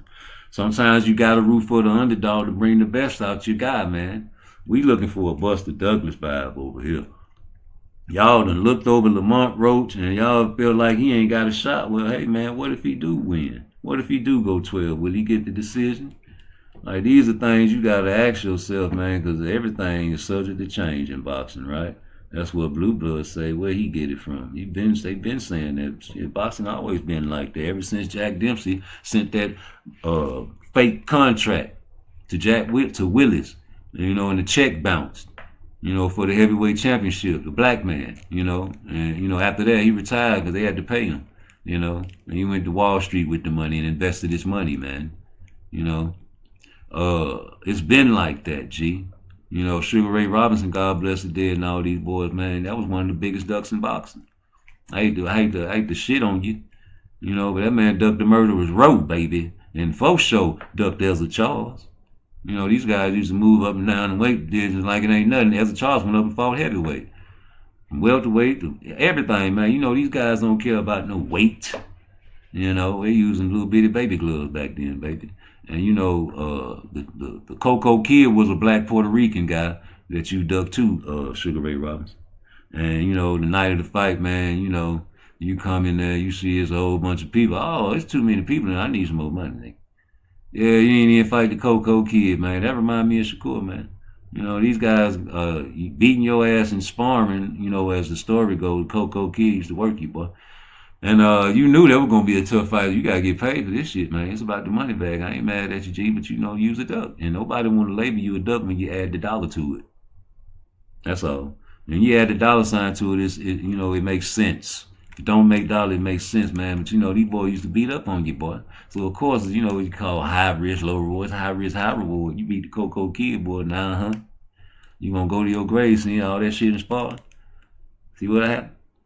Let the world know. Let the streets know, since you niggas street niggas. And, you know, there's a Charles beat Charlie Burley twice. They 2-0 against Charlie Burley. You know, Jersey Joe Walcott, they went back and forth. You know, Rocky Marciano had an undefeated record, but Larry Holmes got in trouble for talking shit about him. Now, I remember I did a little studying. You niggas don't like to study. You know, Rocky Marciano fought his brother under alias name, allegedly. You know, that 40-0 shit was counterfeit with Floyd, too, nigga. You fought Conor McGregor to get that O. Berto, you know, blah. That's cool. You know, you sent something that's winky, but, you know, it probably wasn't something, you know, that he deserved, because I remember him Mosley and Trinidad back to back. You declined the contract with Floyd at that time, man. It had to have been some shit. Like, especially if you feel like you that nigga, and you can whoop a nigga, you can beat Floyd. I feel like that man felt like he could beat Floyd. He deserved more. And there you go. He's the duck. Just like that. But is it a reverse duck? You send somebody so shitty and be like, man, fuck no. I'm not taking that. You want me to fight for a Happy Meal? I'm not Pitbull Cruz. I'm not Pitbull Cruz. You just can't give me no anything and think I'm just finna fight you. You's a killer. They say you can beat anybody from 147 on down, bro. How would I fight you without a rematch clause? That's dumb. Y'all niggas dumb if you think I'm finna get in the ring with Tank Davis without a rematch clause, nigga. I feel like I'm gonna start too now. Now, I done gave you the A side, but goddamn, give me more than one fight. Or you just gonna, you know what I'm saying, knock me out and then it's over with. No, I want some revenge, man. Like Bivol said, I want revenge. Yes, man. Niggas want revenge, man. Niggas ain't trying to just lay down. Nigga, we real fighters out here, man. You get me, I'm gonna get you back type shit. You caught me slipping. I don't like that. Fights happen, then the rematch happened, then boom, here it go. Oh, so it was a fluke? We never got to see the Buster Douglas rematch. What you think would have happened? We never got to. Hey, we still can see the Teofimo Kambosos rematch, can't we? What about the Teofimo and Lomachenko rematch? Maybe that can happen. I don't know. What's wrong with rematches nowadays? I see Jaleel Hackett getting him a rematch. Ain't we happy for that? Devin Haney trying to get a rematch, or is he? We got to still see if he's ruined or not. You took a hell of a beating. Whether you won, lose, or draw, whatever, you got yourself back, man. We still smoking you. Matter of fact, man. Haney packs everywhere, man. You know? And like I said, man, read. Read sometimes. Go on the internet and search and read these scribes, man. They giving it to you, blood raw. They not hiding nothing from you guys, G. They putting it out there for you guys to read, man. You know, and then this is what I wanted to read off to you guys. They say, Lamont Roach Jr. refuses to remain silent as Terrence Crawford ruins his day with bold Gervonta statements. Like, Terrence Crawford basically said that either Shakur or Keyshawn would give Tank his first loss. You know, he ain't basically, you know, say Lamont Roach is going to lose, but, you know, if you say if they the only ones that's going to beat him, then Lamont Roach going to lose. You know? That's what he's saying, you know, and he ain't paying no attention to that. So I like Lamont Roach now that y'all done boosted him up. You know, y'all done said he's a champion, man. I got to look into that, man. And his last fight was nice. You know, I don't think he can beat Tank, but, you know, if you just pull a Karen, I don't think Karen can beat Boots if he fight him 5 times. But if he performed like the first fight, yeah, man, you know, that's, you know, what can you do? You know, what can you do when you know the basics of boxing and you have the cardio and the stamina to keep away and dodge punches? You know, basically you just doing defensive drills the whole fight, man. You know, and I don't know. I don't see nothing wrong with what Terrence Crawford said, G. Because he said basically the only people that's gonna beat Tank is either Shakur or,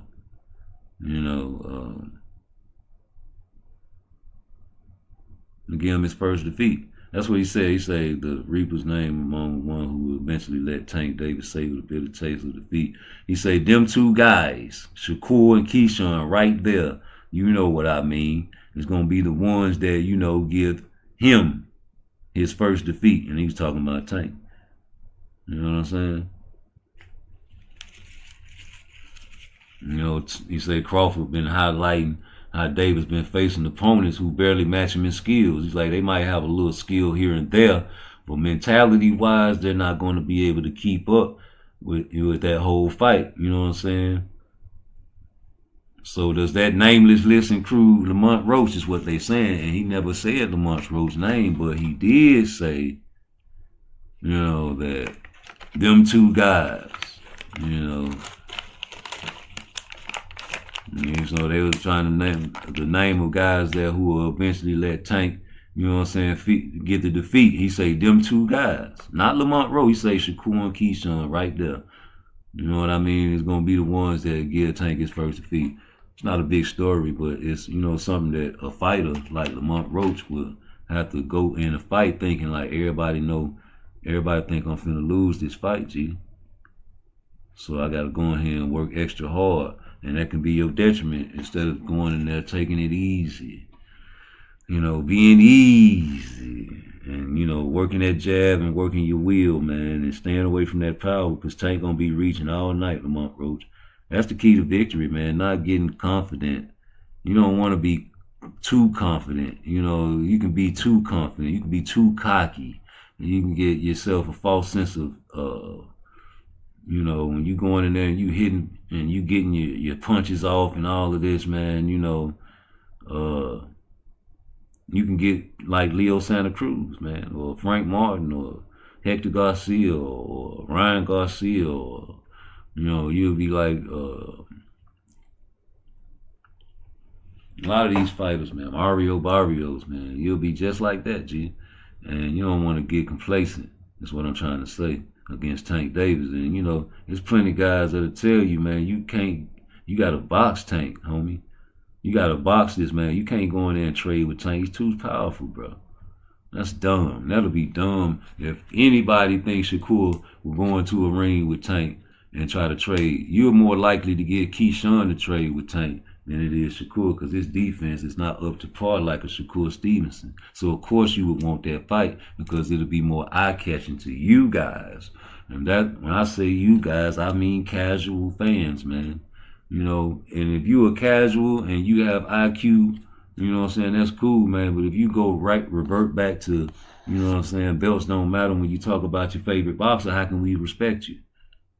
And you go and talk about any other boxer in the league, you are brilliant. You talk about lineals, you talk about who's available for a belt and who should fight who. But when it comes to Tank, since he's the face of boxing, he shouldn't have to go abide by those boxing rules and standards. And I've never seen that happen before, until recently.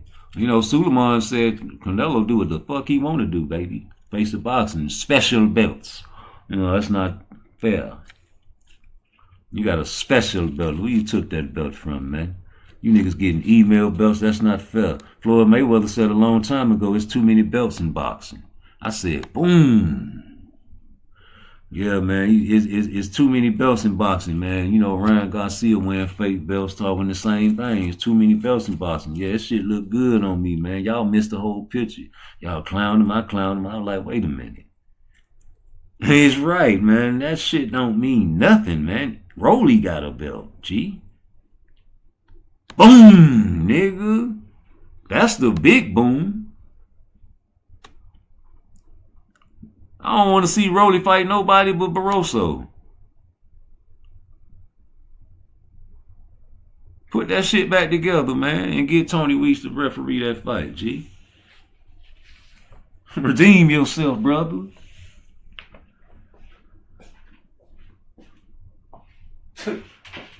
Why not? You fucked up, Holmes. Don't you feel bad, man? You don't care. You got paid, didn't you, man? Floyd bought a fight for K9, from K9. Took his belt. You think that's the only time he did it? That's the only time nigga act felonious. Just one time. Nigga pop dirty one time. He only did it one time, man. He learned his lesson, y'all. You know, a nigga steal from you, man. He ain't gonna do it no more. You know, you can let him back in your house.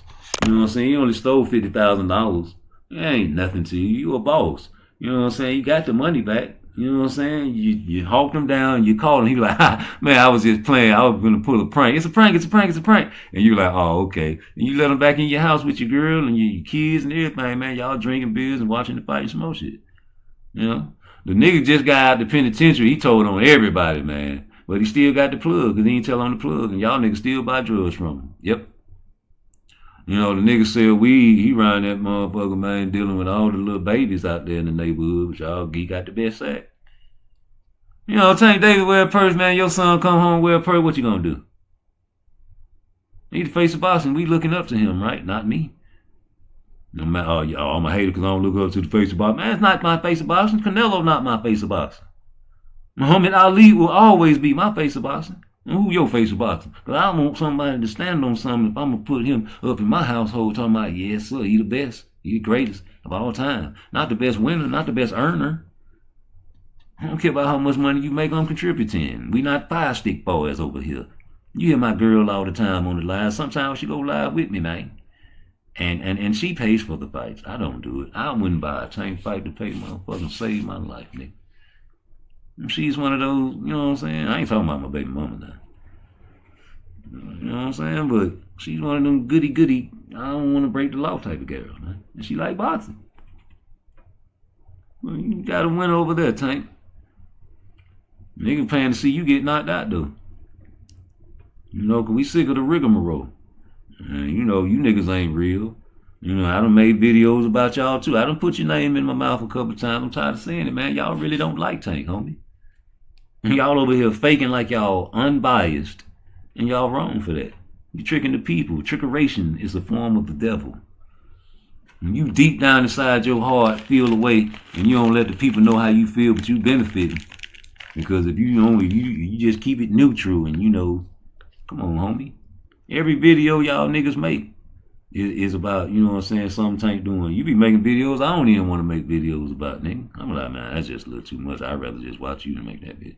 I'd rather just talk about it when I go live. How about that? You know, I ain't finna waste my videos for that there. You know? And that's up to you. That's your business. Your shit winning. My shit losing. For now.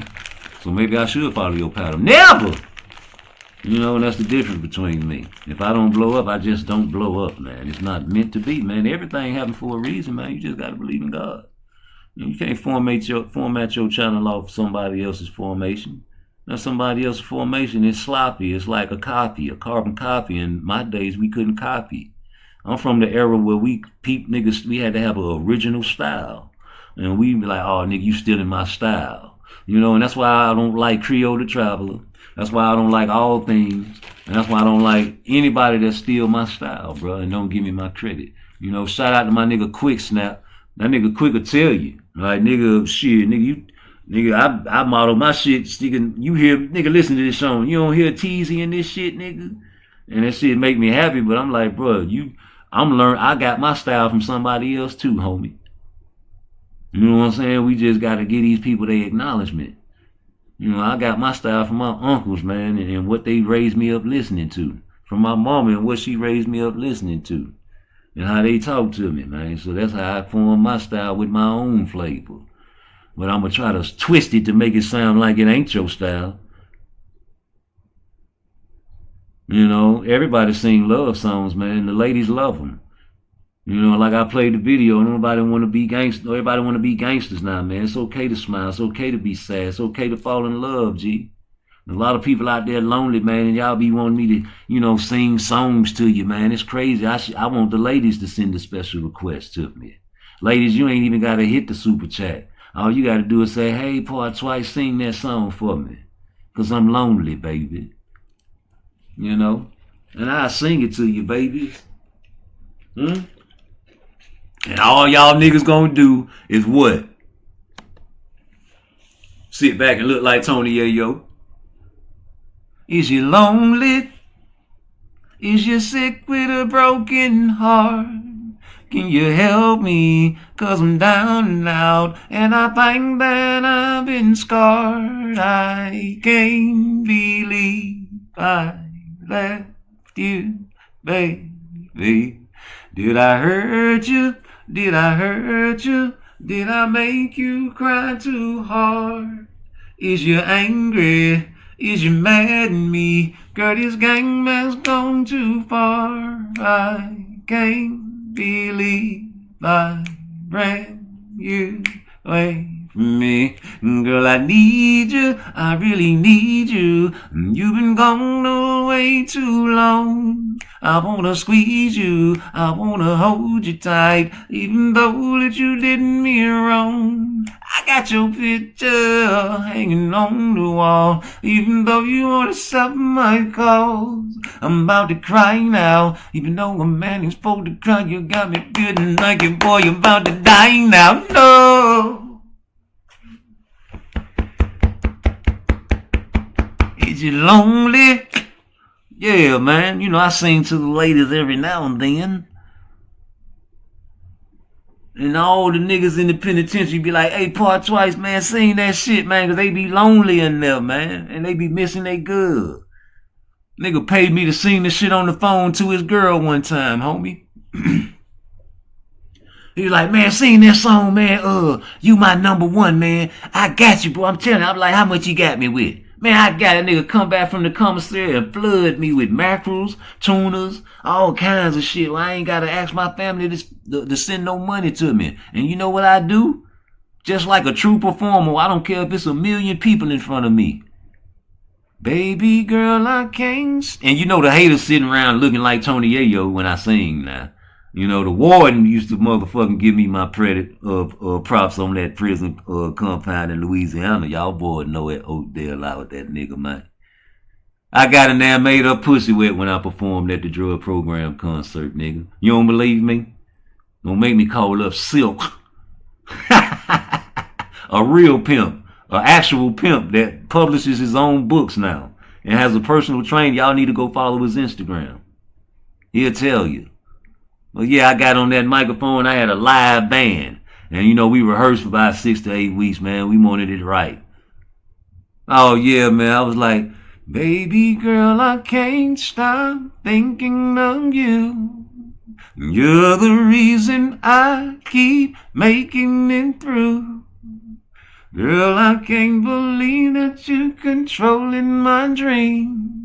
And I can't wait till you come running back to me. Every night I pray you're safe and sound. Even though your love is no longer around. But you're still in my heart, my mind and my soul. And baby girl, I thought I'd let you know. You're my number one, even though I moved on to another. My number one, I leave her so fast that you come back to her. My number one, I know I'm wrong, but if I'm wrong, I don't wanna be right. My number one, let's get it on. This time I'ma make it my baby girl. I can't stop picturing you. Every time I make love to someone new. Girl, I don't know what I'm gonna do. I call out your name and I'm in bed with my boo. Sorry, baby. Every day I wake up and almost cry, wishing it was you laying by my side. You're still in my heart, my mind and my soul. Baby girl, I thought I'd let you know. You're my number one. Yeah, man, she melted in the seat. Do you hear me? And then I hit her with the high notes. Baby girl, I promise I'll do better this time. I know I said it before, girl, I mean it this time. Girl, I promise I'll get all my cars and my clothes just to show you how you be my number one girl. Don't go walking around listening to your friends. They just wanting you to be lonely just like them. Girl, I promise I'll give all my cars and my clothes just to show you how you be my number one girl. And you're my number one, and you're my number one girl. And you're my number one, and you're my number one girl. And boy, I dropped the mic on that bitch. Oh man, she almost scooted in the chair. You think I'm lying? I ain't lying, I swear to God. He called my nigga. Oh man, she pulled me over on the side, man. She was like, oh man, I never, out of 20 some years in the federal prison system, I've never heard something like that. Oh man, she the reason I made it to a camp. Because they didn't want to send me to no camp. They said my points were too high to aggravated assault on my record. But it got dropped. But it was on my record. Yep. Ain't that a bitch? But you know the haters gonna hate, man. There ain't nothing we can do about that. But you know, that was the time, man, that I had to learn. I had to learn, man, that hone your craft no matter where you at. Bernard Hopkins went to the penitentiary and started boxing because he couldn't get to the dorm where he wanted to go, where his homeboys was at. And if you get caught on the move out of bounds, you will get rolled up, or maybe if you got too many write-ups, sent to the hole. Segregation. You don't want to be eating bread and water. Back then in the state penitentiary, they put you in that pit. You get in that motherfucker. Boy, I'm telling you, I was in there. You're going to pour a whole bunch of water on that floor. You're going to be in your drawers. You're going to be laying in water. It'll be hot. You're going to go in there weighing 220, come out that bitch weighing 175, looking like Tupac Shakur. You're going to have to build all your muscle back up and all that good shit. Yeah, they're going to starve you in that bitch. You know what I'm saying? And if you don't want to eat, and if you're bucking, yeah, how many of y'all know about meal management? Oh man, if you one of them terrible, tough ass savages, savage life behind the mic, they got something for y'all tough asses too. It's called meal management. That's back when they had, before the feds raided the state penitentiary down there in Florida. Yeah, meal management. You get breakfast, you get lunch, and you get dinner, but it's all smashed up in one meal. And they smash it and mush it real good for you, nigga, and slide it in your slot, nigga. Can't say we ain't feed you, boy. You niggas ain't ready and built for that type of shit, man. Leave me alone. And like I said, before you come to my channel, read what I got pinned at the top of my chat. The only way to troll is to pay a troll fee. Cash out PARTTWICE or hit the super chat, suckers. When you come in my chat, I'm not gonna read nothing trollish ever again in life. Ever again in life. I ain't got to now because I'm monetized. And this is how I act when I get monetized, man. I take shit seriously. I'm trying to cover up my potty mouth. Excuse me. But like I was saying, man, you know, we ain't dealing with that over here in my household, man. I discipline my children. And I despise them to come in my house or doing anything that's against my rules and regulations. And if you mad at me for not wanting my son to come in here thinking he Tank Davis, then oh well. I don't want you coming here with no purse thinking it's cool and that's the new fashion. Nigga, that ain't the fashion we ever gonna subscribe to, nigga. I don't give a fuck how much money you got and how much money you get. I don't want none of it, nigga. You gonna give it to me anyway because I birthed you and spit you out my dick. Well, nigga, I don't care how big you get. You ain't gonna never do nothing like that, is you, boy? No, sir. No, sir. No, sir. Hell no. Now get on around me before I hit you in your chest. That's what a lot of you niggas need, man. Man, you ain't never got hit in your chest or your stomach by your father because you ain't got none. That's tough enough to do that to you because you pull your switch out and kill your father nowadays. I wish a nigga would, nigga. I don't give a fuck. I don't give a fuck. You don't give a fuck sound like a lady. That's what the hood rat bitches say. I don't give a fuck. I don't give a fuck about nothing. You don't care about nothing. That's what they designed us to think like, fool. Not to give a fuck. I care. I'm a player, so I'ma always care, homie.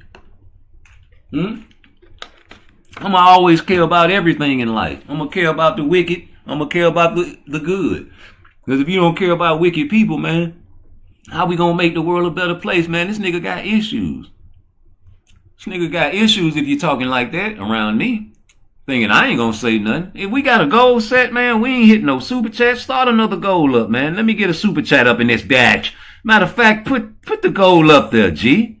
What are we talking about, homie? It's gonna be people that see these videos later on in tomorrow. And how we gonna celebrate? You know, we gonna get a members only video with some strippers, nigga. That's what I swear. I'm ready for this members only. I love that I've created that you can be a member of my channel now. You know? Members only strippers, baby. And we gonna hire them for you. And they gonna say your name, and say my number. But you want 100, bitch. Not say his name, say his name, say his name. Cause he is a member. You know? You want the members to feel comfortable. Yeah. Let me get right. Hold on. Let me start this goal up, man. Right here acting like I can't stop me no goal, man. Get into my chat, man. Hold on. Turn this off. Yeah, man, we want to get it popping over here on this channel, man. We trying to do all kinds of things, man. You know? Got movie scripts we've already written, man. It's getting funky. It's getting funky. Ooh! With the help of the Dr. Dre. Kick it. Funky. Funky. Funky.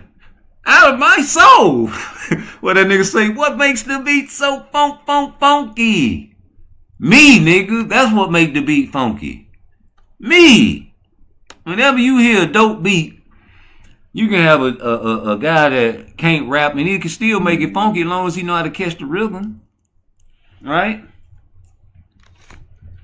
And you know, nowadays you get in the studio and you can just plug the verse in.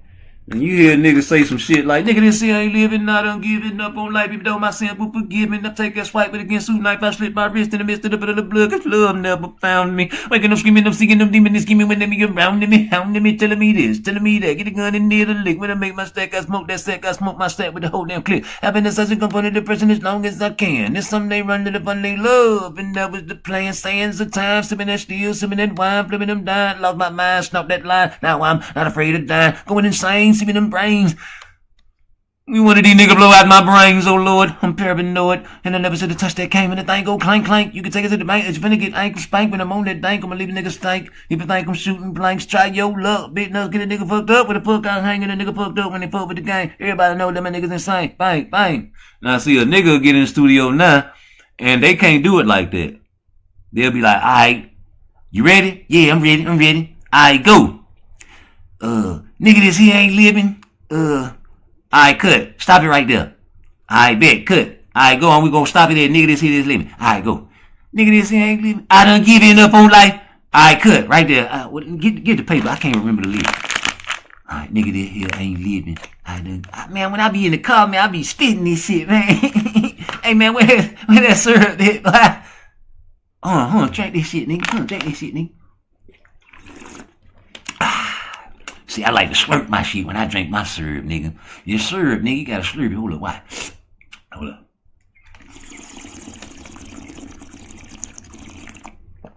So you get that hole in your chest when you slurp it, man. Alright. Now where is it? Alright, we gonna stop it at this ain't giving up on life. Alright, go. Nigga, this here ain't living, I done giving up on life. Even though my sin will forgive me when I take that spite against you tonight. And then they'll piece that whole song together, and then it'll come out like I first spit the shit. Ain't that a bitch?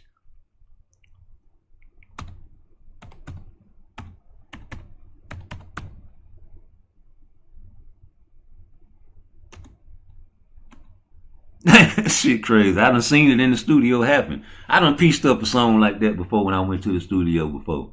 Because I wanted to see how it worked. And we in there freestyling. I was in there freestyling, bro. But I ain't piece it like y'all did it. I straight up freestyled my song, bro. And when I went back and heard it, all the parts that I messed up, that's when I clipped it.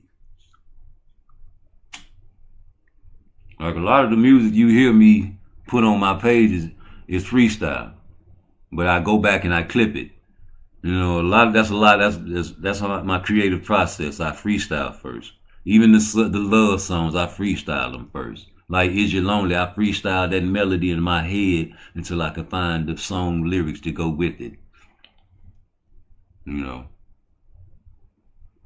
I'm a cold-blooded nigga, man. I sung a song to my ex when I first got out of prison in Atlanta at a club. And she didn't know I was going to sing it. But it's called I Loved It You. LOVED/EDU.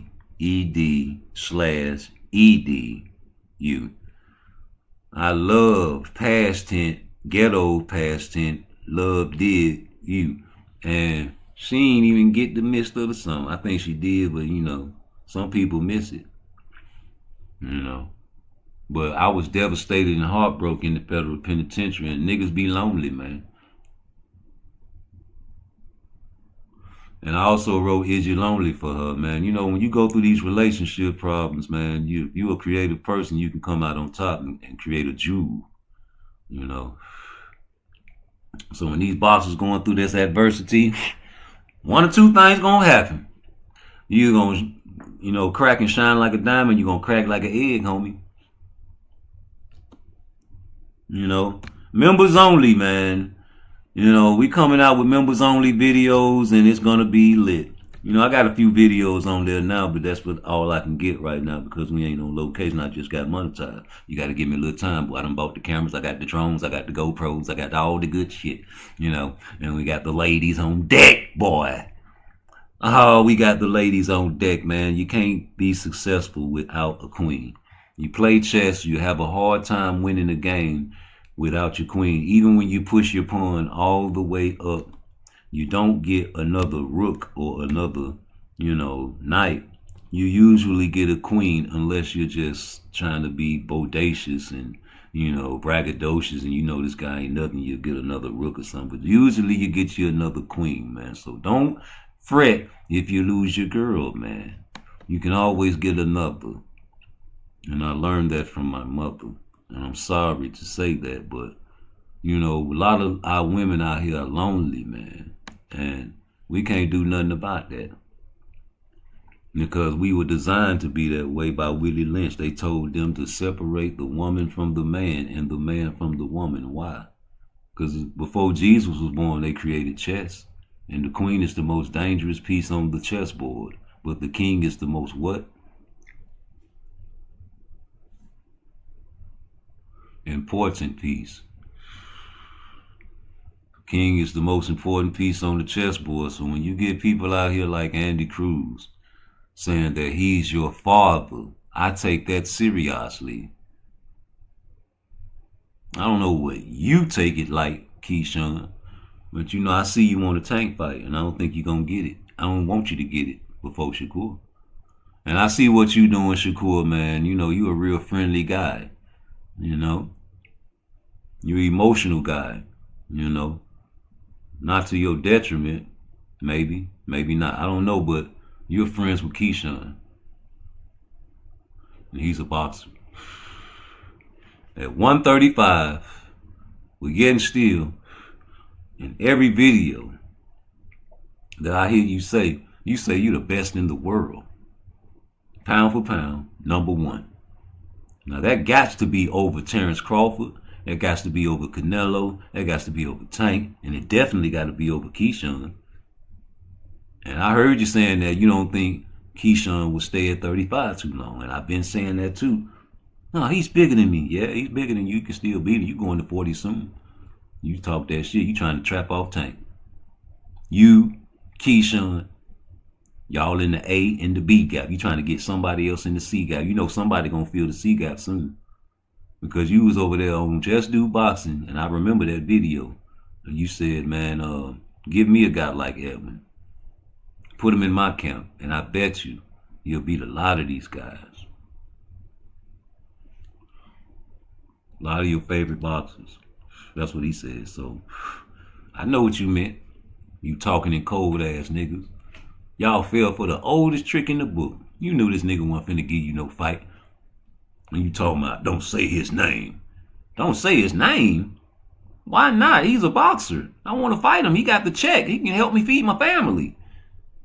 You don't want to do that? Well, let me go to Turkey. Now you're mad I'm going to Turkey. He told me not to come to the PBC. Now y'all want me to come to the PBC. I thought you go with everything that Tank says. Oh, now you can't go with everything Tank said because it don't fit your narrative. Remember when Tank told Shakur back in the days not to come and fuck with Floyd? Because he ain't shit. But yet and still you the face of boxing. You the face of boxing. You traveling the world. You got all the girls. You got all the guys. You got all the fashion. You got everybody rooting for you. You got white guys angry now. Like, why would a white man be angry in 2025? They got Trump. You know, they taking away welfare. They took the board of education out of D.C. so you can teach the kids there ain't no such thing as slavery no more.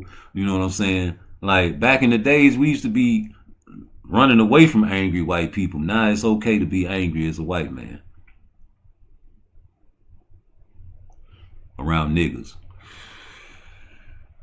That's the big part. I don't care about you being angry around a whole bunch of white folk. When you angry around niggas, you usually end up in lynchings. You know. That's usually what that shit end up in. And nigger! And shit like that, man. We don't want that to happen, G. Never again. About black people and resistance is that black people wanted all the smoke, and when they got it, they knew how to handle the. The number one thing I want y'all to understand about black people and resistance is that black people wanted all the smoke, and when they got it, they knew how to handle the smoke. See, movies and cartoons and this satire has kind of warped our imagery of how black people interacted with the Klan. You know, when you go in the museum, they always got the black people crying and hollering and praying to Jesus, and somebody singing, "Oh Lord, help me." I want y'all to understand that black people were actively fighting back. And another component of that resistance is the proactiveness of the resistance. They weren't just being reactive in their fight to end oppression. They were taking the fight to them folks' doorstep. Ancestors definitely had an on-site mentality. Now, here's the thing. When you see the images and in the movies, the Klan meeting at nighttime in the woods, they give you this idea that they were doing it because they wanted to. It's because those black people knew exactly what you had done to their people, and they just wasn't taking it laying down. They would roll up on your meeting. And let's not even get into how the natives would roll up on y'all all the time. When we talk about the demise of the Klan, and we don't talk about how black people helped dismantle the Klan through a non-violent means, we're not being honest. Y'all hit that follow button.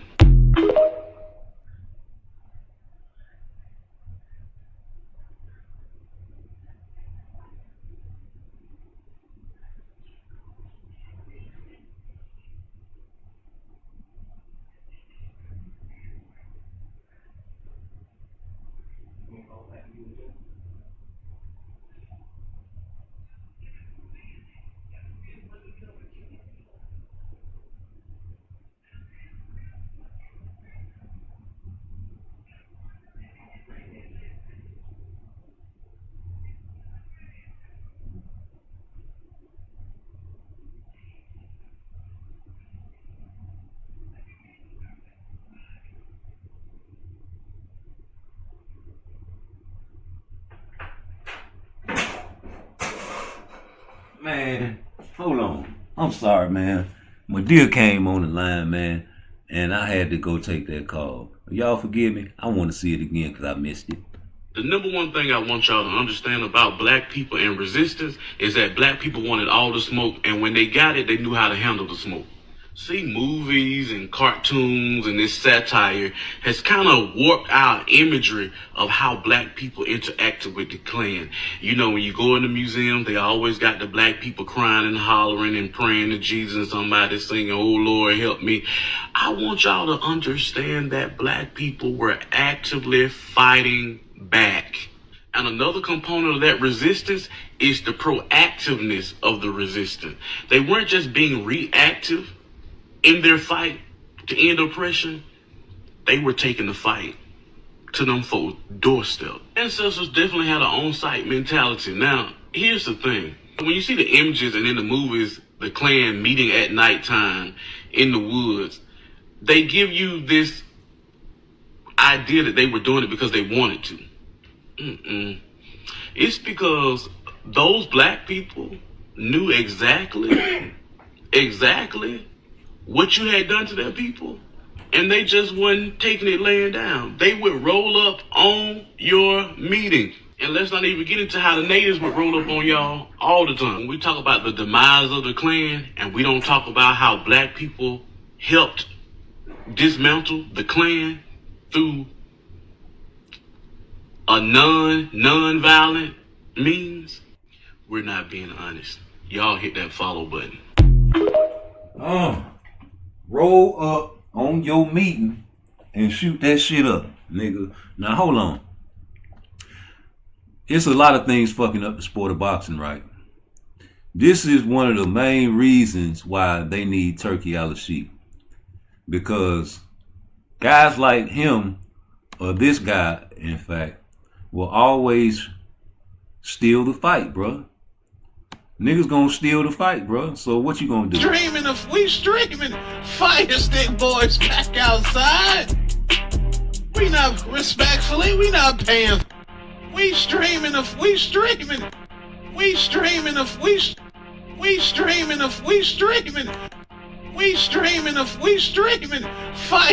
boys back outside. We not respectfully, we streaming. Back outside. Fire stick boys back outside.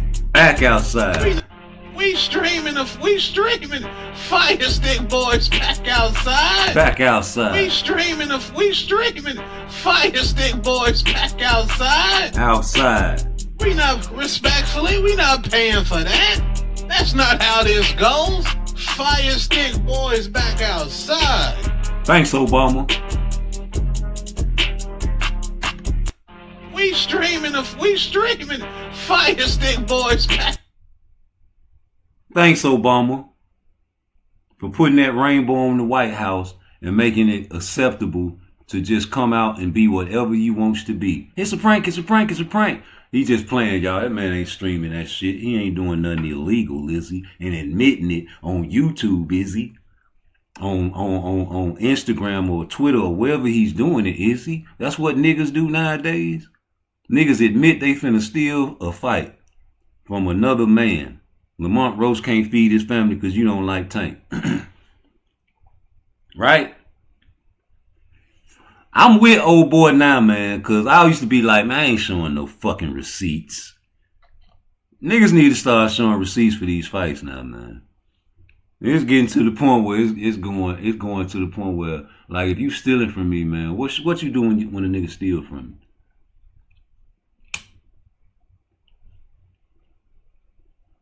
you? It's getting to the point where, like, nigga, something need to happen to you, or, you know, they get, you know, detect your shit wherever you at, and, you know, send a bill to your shit, homie. Like, nigga, we want these views, nigga. If Devin Haney and all these other guys could, you know, get it to a point where they can't, you know what I'm saying, worry about the Fire Stick and all that, and then they get rid of the Fire Stick, man, them boys will have a lot of pay-per-views, bro.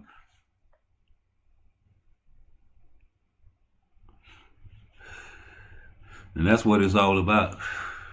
Feeding the family. And you wonder why these people going to Turkey. Why wouldn't they go to Turkey? It's niggas like this that you can't depend on the pay-per-view. You know, pay-per-view was the model. Pay-per-view been around for a long time. Pay-per-view was around in Jack Johnson days. People don't understand that.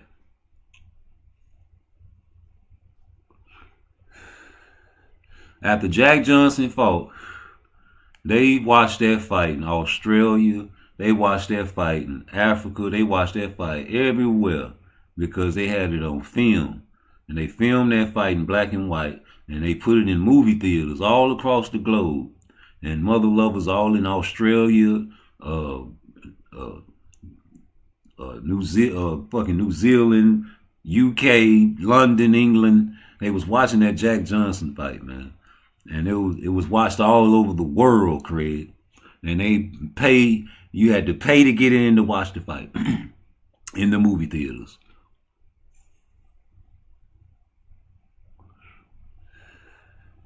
The Great White Hype. That's why Jake Paul is so successful because, you know, just like Canelo, he looks the complexion like Aki TV says for the connection. And so does Ryan Garcia. And that's why Tank Davis wants to fight Lomachenko. That's why Tank Davis wants to fight Lomachenko. He has a complexion for the connection to get that great white spirit and that great white hope as a champion and beat the gorilla law and beat a nigga. You know, black and brown sell, but not like that black and white. You get a great white champion or someone that looks star bright. You know, even the Mexican boxers that are darker complexion, man, they don't get the, you know what I'm saying, the spotlight like the lighter complexion boxers do. Like, imagine if Edwin De Los Santos was El Rayo's color. Oh my God. You can speak any English? Let him learn some English. Aprendiendo. I'm learning. Aprendiendo. Excuse me. Yo, one more time for your mind, man. This was messing up, Bob. This is one of the things that's messing up, Bob. Boxing is, like I said, the most corrupt sport in the world, Craig. We streaming. Fire Stick Boys back outside. We streaming. Fire Stick Boys back outside. We streaming. Fire Stick Boys back outside. Back outside. Back outside. We not respectfully. We not back outside. We not respectfully. We not paying for that. That's not how this goes.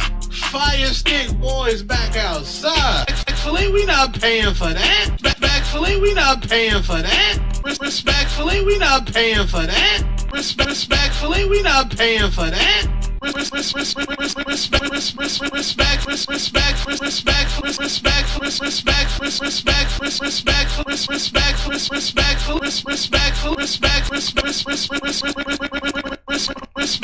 we not paying for that. Okay, so there it is then. Fire Stick Boys back outside. That's the Fire Stick Boy right there. So all the boxers know he is not paying for your fight, G. You bet your bottom dollar. He said so. And he showed you the Fire Stick on camera for everybody to see. Like it's funny. Okay. We not respectfully, we not back outside. We not respectfully, we not paying for that. That's not how this goes. Fire Stick Boys back outside. Respectfully, we not paying for that. Respectfully, we not paying for that. Respectfully, we not paying for that. Respectfully, we not paying for that.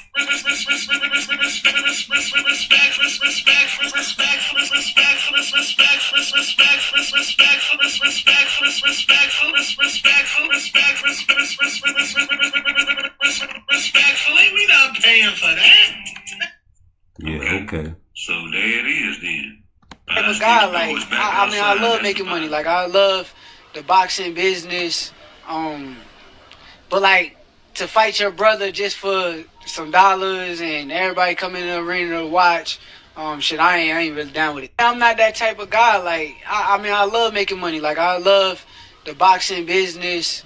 But, like, to fight your brother just for some dollars and everybody come in the arena to watch, shit, I ain't really down with it. I'm not that type of guy. Like, I mean, I love making money. Like, I love the boxing business. But like, to fight your brother just for some dollars and everybody come in the arena to watch, shit, I ain't really down with it. I'm not that type of guy. Like, I mean, I love making money. Like, I love the boxing business. But like, to fight your brother just for some dollars and everybody come in the arena to watch, shit, I ain't really down with it. Well, I don't know what to tell you, homie, but we down with it and we want to see it. But now that you friends, we know it's gonna be a fake fight. So what are we supposed to do? We supposed to just sit there and just let you, you know what I'm saying? Come on, man. What he said at the press conference. Let me go check it out. I ain't going for that, Keyshawn, man. You gonna have to go to 40. As soon as these belts get snatched up, bro, go on about your business, G. That's what you're gonna have to do for me, man. Of matchroom interest as well. Shakur Stevenson, late change of opponent. Of course, you've got Israel Madrimov and Callum Smith. Yeah, thanks, Dave. Good evening, everybody. Yeah, man, you're gonna have to show me something, man. Let me get to my history. I feel lucky. I don't know about you guys. Top rank, baby. A fight fan His Excellency is doing so, leading the way with tremendous passion, but he's also doing it in a way that is truly respecting the fighters.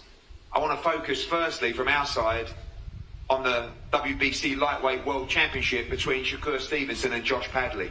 As we know, Floyd Schofield was withdrawn from the fight from the British Boxing Board of Control on Tuesday. It's a disaster for a show. It's a disaster for a promoter because somehow we've got to find a replacement for Shakur Stevenson. He's been training for 12 weeks. He's ready to fight. He ready. And we did that in a way that Padley really warmed my soul because there was no doubt from His Excellency that he wanted to make Padley sure Shakur faced Stevenson worthy. fought on Saturday. But in doing that, we also gave a life-changing opportunity to another fighter in Josh Padley. Oh, man. A guy that was in training, a guy that was ready for that phone call to come, that got him out of bed and on a plane the next day for an opportunity to fight for a world title and financially secure himself. And in this sport, that it has to be the aim. Fighters have to strive for legacy, but at the same time, they have to make sure that financially they can live a great life after boxing. And we really wish the best of luck to Josh Padley, and I want to thank His Excellency for personally allowing this fight to continue. The man on my left, I think greatness is a word that is thrown around a lot in boxing now. I think greatness is a fantastic word for Shakur Stevenson. As a young man who's already a 3-division world champion, I believe this is a guy that can go down in the footsteps of quality like a Leonard, like a Pernell Whitaker, like a Mayweather. For me, this is one of the greatest pound-for-pound fighters on the planet now. And there's so much more to give. He's not even scraped the surface in terms of his ability, his quality, and the legacy that he will produce in the sport. So enjoy watching this young man tomorrow because he's going to be at the top of boxing. Well, how can Padley want to fight that man after that man said that? Everybody for making sure this man can showcase his skills on Saturday night. Also, Israel Madrimov against Virgil Ortiz. For me, I think this is the fight of the night. Israel Madrimov jumps in with Terence Crawford. You know how I feel about that fight. It was a very, very close fight. Virgil Ortiz is a fantastic fighter. Like after that, boy, Duke heads in what is, for me, one of the best fights in the 154-pound division. And any time you start a fight that's card crazy, with I feel lucky. I don't know about you guys. I feel like a fight fan that's just going to have one of the greatest nights on Saturday. The opportunity to sit there and watch, without doubt, like this through Riyadh season. The sport is going to continue. I want to focus firstly from our side. Floyd Schofield was withdrawn from the fight from the British Boxing Board of Control. Schofield, you down bad, bro. It's a disaster for a show. It's a disaster for a promoter because somehow we've got you to find a bad, replacement for Shakur Stevenson. He's been training for 12 weeks. He's ready to fight. And we did that in a way that really warmed my soul because there was no doubt from His Excellency that he wanted to make sure Shakur Stevenson fought on Saturday. But in doing that, we also gave a lot. Back to Virgil Ortiz. Yeah, you down bad, bro. Steady, you stepped in and you made it happen. So this fight. These are pick'em fights, and I do want to thank Eddie Hearn. I do want to thank Shakur Stevenson for being very professional, and I'm sorry for what happened to Kid Austin.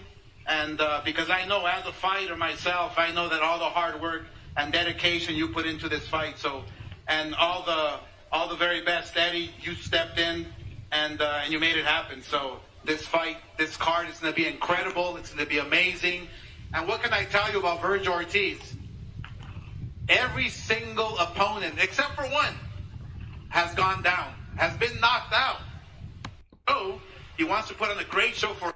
Yo, I know he embarrassing the of a cost of pay-per-view, and that's the most embarrassing shit that can happen to you, man. Incredible card together, but I'll tell on you both sides, even Schofield. I know he embarrassed. I love the main event, Bivol, Betrabiv. It's an amazing rematch.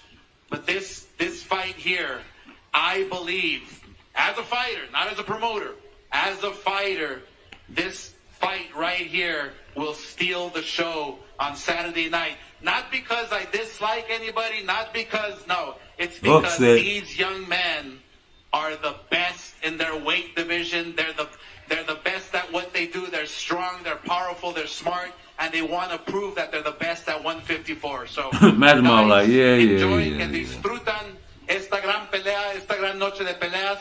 Así que gracias, muy amable. Thank you very much, Turkey. Thank you.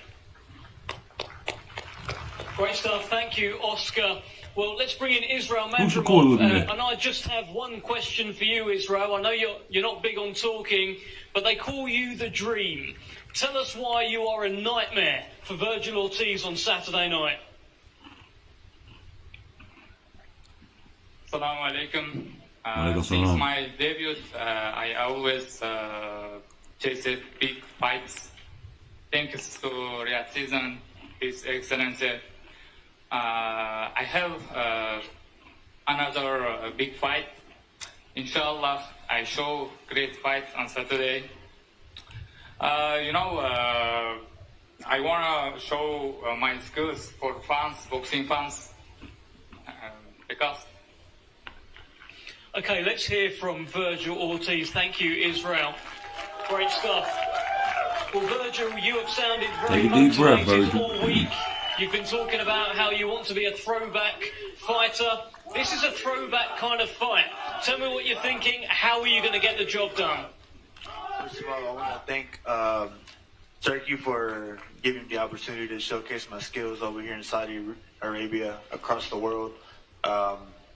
I want to thank my promoter, Oscar De La Hoya, Eric Gomez, people working in Golden Boy, Devin De La Hoya, Larry out here doing the videography, Jane, and, my coaches, Robert Garcia, my dad, Hector Beltran, Robert Garcia Jr., Charles Tremblay, anyone that I might have missed, just thank you. Without you guys, I would not be here. And, there's not much to say. I think that, in my opinion, trying to be unbiased as I can, this is the best fight on the card. It's going to steal the show. But I'm very excited to see all these fights, all these other fights happen in person. Very privileged to be here. And I'm not going to let this opportunity go to waste. So nothing much else to say. I'll see you guys on Saturday. Thank you. Thank you very much, Vergil Ortiz. We look forward to Saturday night. Thank you to Dr. B for coming. All right, sorry. A couple of legends just arrived in the building. I can see Lennox Lewis and Bernard Hopkins taking their seat. Hey there. Great stuff. Schofield, you wish you were there, don't you? Which has emerged this week in the lightweight division for the WBC World Lightweight Championship. Of course, it was meant to be Shakur against Floyd Schofield. Floyd Schofield can't fight. And in steps Josh Padley. Josh, I just want to know, what has your last 48 hours been like? Talk to us. Everybody involved in Riyadh season, Turkey Al Sheikh and Matchroom Boxing for this opportunity. This is my second time involved in a Riyadh season event now, and I'm feeling truly blessed to be. Chest, feet, and even down there. That's care. everywhere. I can't wait till that happen to my videos. Dream opportunity. This is the pinnacle of boxing, and this is what I'm in it for. Looking forward to it? Absolutely. Like I say, this is everybody's dream. If you get into boxing, you aim for a world title. Not many people even get the opportunity to fight for it, and here I have. I've got it on 4 days' notice, so I'm absolutely ecstatic.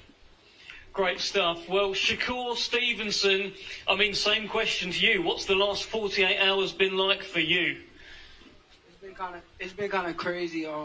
There's been a lot going on, but I remain focused. I know I put in a lot of work this training camp, and I'm coming here with the same mentality. I know there's a guy that want to take food off my table, and I'm not gonna let him. Bit of a danger of the unknown here. How are you dealing with that? I mean, I fought in the amateurs. I feel like it reminds me of the amateurs where you don't know who you're gonna fight next. So it's okay. I mean, I'm gonna go fill them out, and then I'm gonna take care of business. More pressure to get the job done? Nah, it's always a little bit of pressure, but like I said, I'm locked in, I'm focused, and I'm coming to get them. Good stuff. Thank you very much, Shakur. Thank you, Josh Padley. Great to see you here, Josh. We're going to do a face-off between the fighters now, and we'll be back very shortly for the main event. Thank you. A snack. That's a snack. You wearing that hat because it's still a snack. So that concludes the... I'm slightly reluctant to describe it as an undercard press conference. There is no undercard on this card, but that's the best description I can give it. I don't think I've heard the word bang said in a fight week ever more than I have this week. It's Dev Sarni's fault. It's Dev Sarni's fault. He started all of this a while ago when Zhilei Zhang came over to the UK to box against Joe Joyce. So joining us is none other than Anthony Yards, who was making light of some of the complaints people have made this week about it getting a bit cold in the evening. You're looking in fine form as always. Happy to be here. It's a great card. A fight I'll be watching very closely is Joshua Buatsi, Callum Smith, and also the main event. So I'm excited to be here.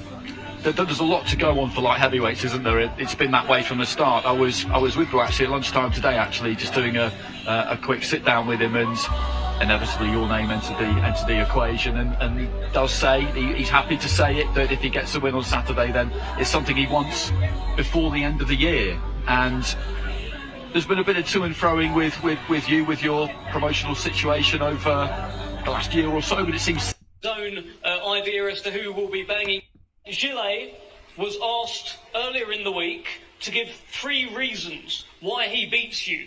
His reasons were bang, bang, bang. Bang! Tell us how you intend on dealing with Chinese power on Saturday. First of all, thank you to Turkey Sheikh, my manager Spencer Brown, and Queensbury Promotion. Yeah, I heard you say this more time he will bang me. You know, Saturday we will see he bang me or I bang him. Well, let's find out from Zhilei Zhang, who I'm sure has his own idea as to who will be banging who. Zhilei, you've made it pretty clear that you can knock out Ajit Kabayel. He's unbeaten. Tell us why you're so confident you will knock him out. 因为我的自信就来自于我的生活，来自于我的训练，所以说周六我要办他。Sorry guys, my confidence comes from my training and my discipline. I'm going to bang him Saturday. I'm bigger than I bang you. No diddy. No diddy.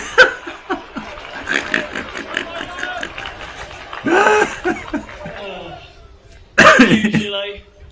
Thank you, Ajit. Oh, brilliant. man. Can't wait for that one. Yeah, that was just a brilliant heavyweight fight. Okay, let's move to the middleweight division where Carlos Adames. This is serious business. This fight, believe me. Carlos Adames, the WBC World Middleweight Champion, defends his crown against the challenger Hamza. That was actually funny, man. Look at this shit. If you got someone, don't Eddie, you why you love do when this? I come around? If you got someone, don't you love when I come around?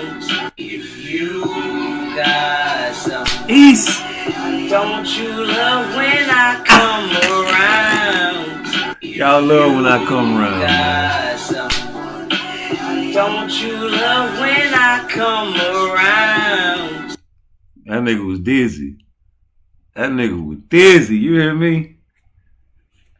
Oh, man. Oh, man. The internet is undefeated. You can't beat it. Why you trying to beat me? I'm on it now. I'm a part of this shit, man. I'm part of them niggas that make videos about you niggas that y'all laugh at now. You don't let me out the penitentiary. It's over with, man. And you know what I'm saying? I'm going to do things in y'all face. Y'all ain't going to know what I'm doing, man. Y'all got to become a member to get the dolo. You know what I'm saying? But go on and get your little membership, you know. So we can, you know what I'm saying, have fun out here, man. You know, I got a membership for VIP only, man. If you want to have fun other than talk anything, you know, as far as boxing, we do everything on our member page, man. We get loose. Yeah, man, we going to do everything we can not to get kicked off this YouTube, but, you know, if they allow it, we going to put it on the members only, man, because that's what it's all about. Members.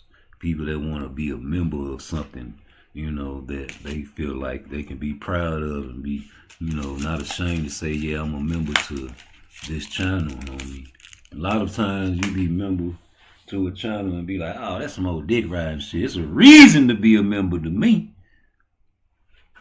I'm trying my best to entertain, you know. I want to be like this since I was a child, you know. I always wanted to be an entertainer, whether it was in sports or whether it was on TV. And so why would I stop how I feel? And, you know, my dreams and aspirations are still here.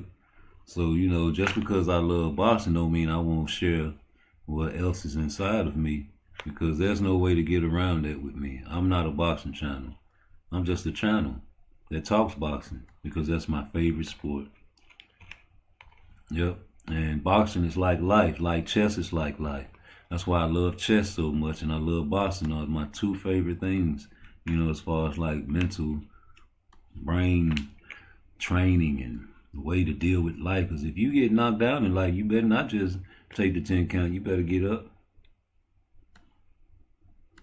You better. You know, when you don't get up, that's the grave, right? Or you let a nigga do what he want to you, you know, no. We don't have a slave mentality, and we do not have a Michael Jordan mentality. Now, deep down inside, we have a Michael Jordan mentality, but he'll never say it out loud. He'll never say that he's the best. I have a Muhammad Ali mentality, you know, and I have a Shakur Stevenson mentality. I have a what you call it, I have a PARTTWICE mentality. I have, you know, God in me. So I'm not gonna sit here and act like I'm not using God's talent. And, you know, if you got God in you, you gotta respect everything that God puts out here. You know, like I told you, I performed this song for my girl, X, and I wrote it for her while I was in prison, man, because man, I'll give you everything. I'm a loyal A-Rees, man, when I love you. I might, you know, when I was younger, I used to cheat, man, but I'd die for you, baby. And you know, you let me go. You turned me sour, man. These are songs that people with talent write when you go through pain. Like Mary J. Blige was the best when she was going through pain and getting beat up, snorting cocaine. As soon as she got married, man, you know, and got happy, man, the songs just really wasn't popping like that, man. You know. Hit that like button for me.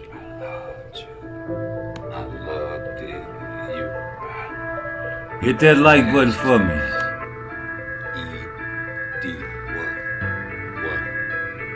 Yo, man, you killed it.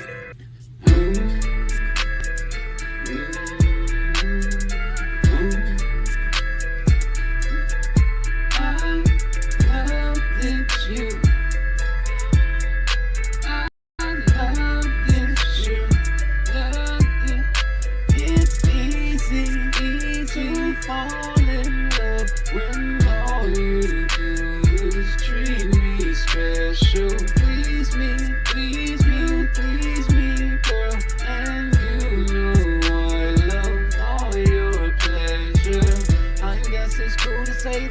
number one in my life, and I don't care what people think about you. I made you my wife, right?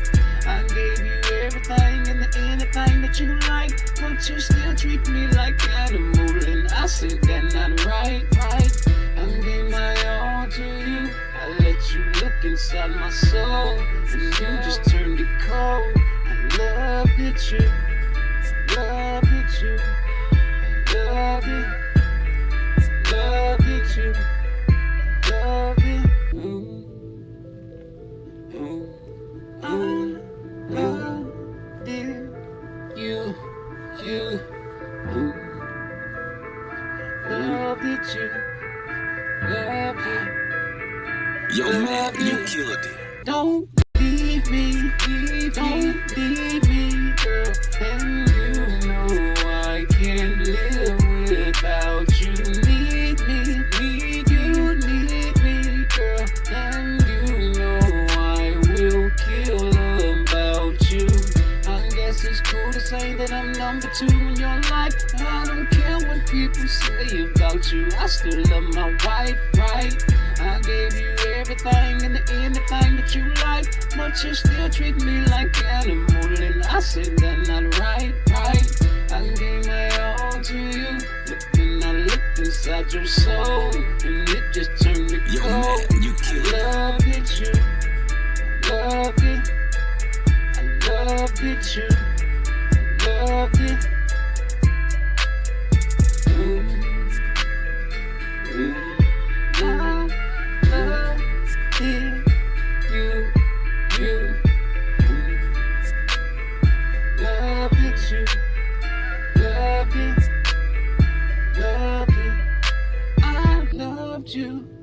I loved you, girl, but now I think I need another. I told you,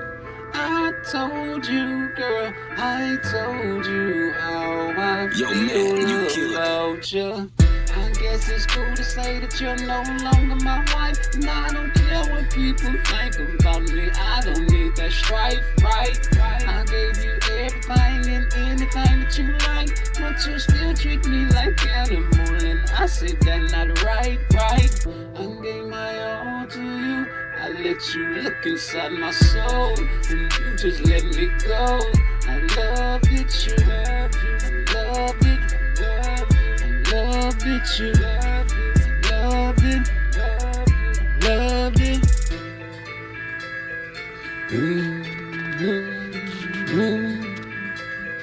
Yo, man, you killed it. I loved it, you. Loved it, you. Loved it. Loved it, you.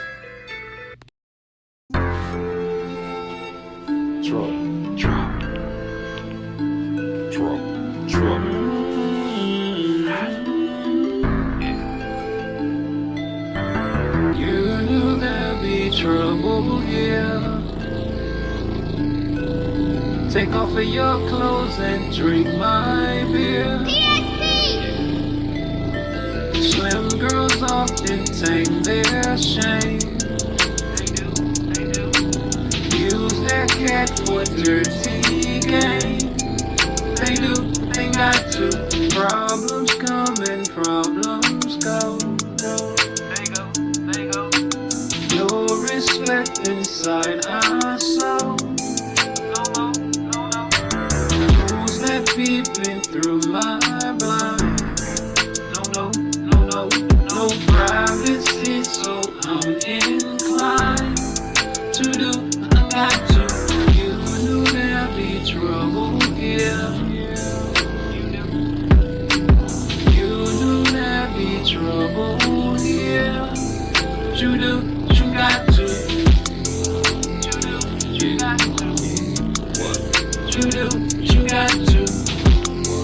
You do. You got to. You got to. Dope boy shit. Same street nigga shit. Eisenberg. Dope boy shit. Goddamn right. PARTTWICE nigga. Southside nigga. 901, what's up? 904. in the pants for the bitches. Gotta keep a couple dollars, couple bands for the bitches. At the strip club, niggas talk shit, get stitches, bulletproof vest. Niggas be some real street niggas. Make your bitch get naked, suck a whole lot of dick. All she wanted was a nigga with a whole lot of dick. Couple dollars in the pocket and a little bit of weed. I'ma give her what she needs. She ain't gotta say please. Love hanging with a nigga cause I'm with fucking players. When she asked me where I'm from, I told the bitch the Himalaya. I'm a dog big master. Told me fuck the faster. So I turned her over and I fucking pussy faster. Why she sounding like a dog though? So I turned her over and I fucked her like a dog though. I'm a mad pussy nigga in the hole though. Looking like a Waldo. You just a big old hoe. And your homeboy too. Yeah, pussy nigga, I'm talking to you. So let's go. Cause I know you wanna fight. You put your hands on me and I'ma kill you tonight. Now what's next?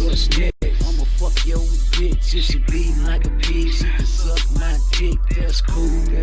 Cause I know you love drama. You can keep your bitch. I'ma fuck your mama in the ass. I ain't playing no games. Got a big old dick and I heard you like pain. Is that true? Well, I'ma show find out if the pussy ain't shit. I'ma skis that around. Get some real street niggas. We some real street niggas. Bulletproof vest niggas. We some real street niggas. Bulletproof vest niggas. We some real street niggas. Bulletproof vest niggas. Bulletproof vest niggas. We some real street niggas. Bulletproof vest niggas. We some real street niggas.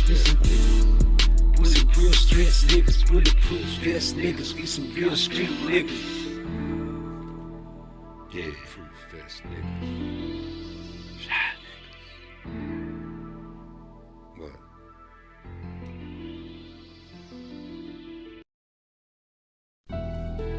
Yeah, it's me. It's always gonna be me. Part twice, never nice. It's for all the blasphemers and non-believers out there. This one for you, yeah. Burning them in hell. Please don't take my life away. The AK spray daily, burning them in hell. Please don't take my breath away, and I'll pay you Friday. Burning them in hell. Please don't take my life away, and tell Rude no shot me. Burning them in hell. When I conversate, but I wait in time, cause they say God made me. Burning them in hell. Burning them in hell. Burning them in hell. Burning them in hell. Purple haze on a beat. Burning them in hell. Please don't take my life away. The AK spray daily. Burning them in hell. Please don't take my breath away, and tell Rude no shot me. Burning them in hell. Please don't take my life away, and I'll pay you Friday. Burning them in hell. When I conversate, but I wait in time, cause they say God made me. Burning them in hell. Burning them in hell. Burning them in hell.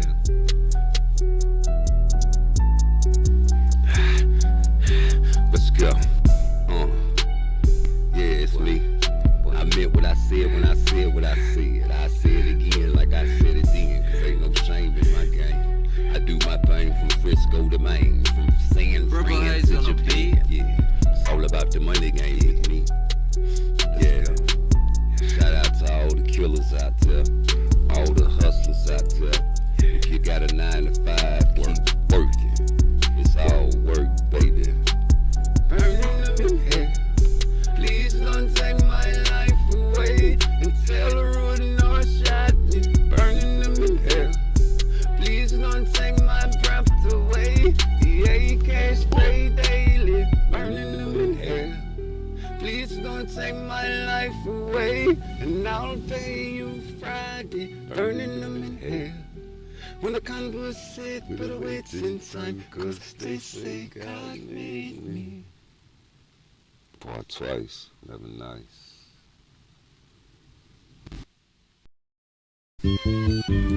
Sex. Sexy. Sexy, sexy. Wake up, wake up, wake up. Sexy, sexy, sexy, sexy, sexy, sexy, sexy. I love her, sexy. Love the way she walk, the way she talk to folks. Sexy, sexy. Love the way she fucking taking down the throat. Sexy, sexy. Love the way she always on the money bag. Keep a clock ready for the haters that be talking bad. Tried to tell you, little shorty from the south side. Nigga tried to tell you, little shorty from the south side. Gucci bag, Gucci shoes, yeah, that's sexy, sexy. She got the Jordans on, baby blue, sexy, sexy. Green now later, so she wear the green hoodie. Pink panties on, gotta match the pink hoodie. You want to put it, boy, you better bring a 350. You got the trick with her lips, she make it nut quickly. Don't let her baby face fool you, she gon' shoot quickly. And get your money, take it home and make her split with me. She say she love her baby daddy. She love her nigga, but she fucking with her grown man. I took her out to eat and then we did some grown things. Bitch, you worry about the wrong time. Just eat your food and hurry up and got someone that wants a grown. She said whatever boo. She drunk some Malibu. Ain't nothing that I can do. You got an attitude. I kissed her, I took her home. I told her that I did not want her sex. She got so mad at me, but baby, you ain't sexy, sexy. Sexy, sexy, sexy, sexy, sexy, sexy, sexy, sexy, sexy, sexy, sexy, sexy, sexy, sexy, wake up. Sexy, sexy, sexy, sexy, sexy,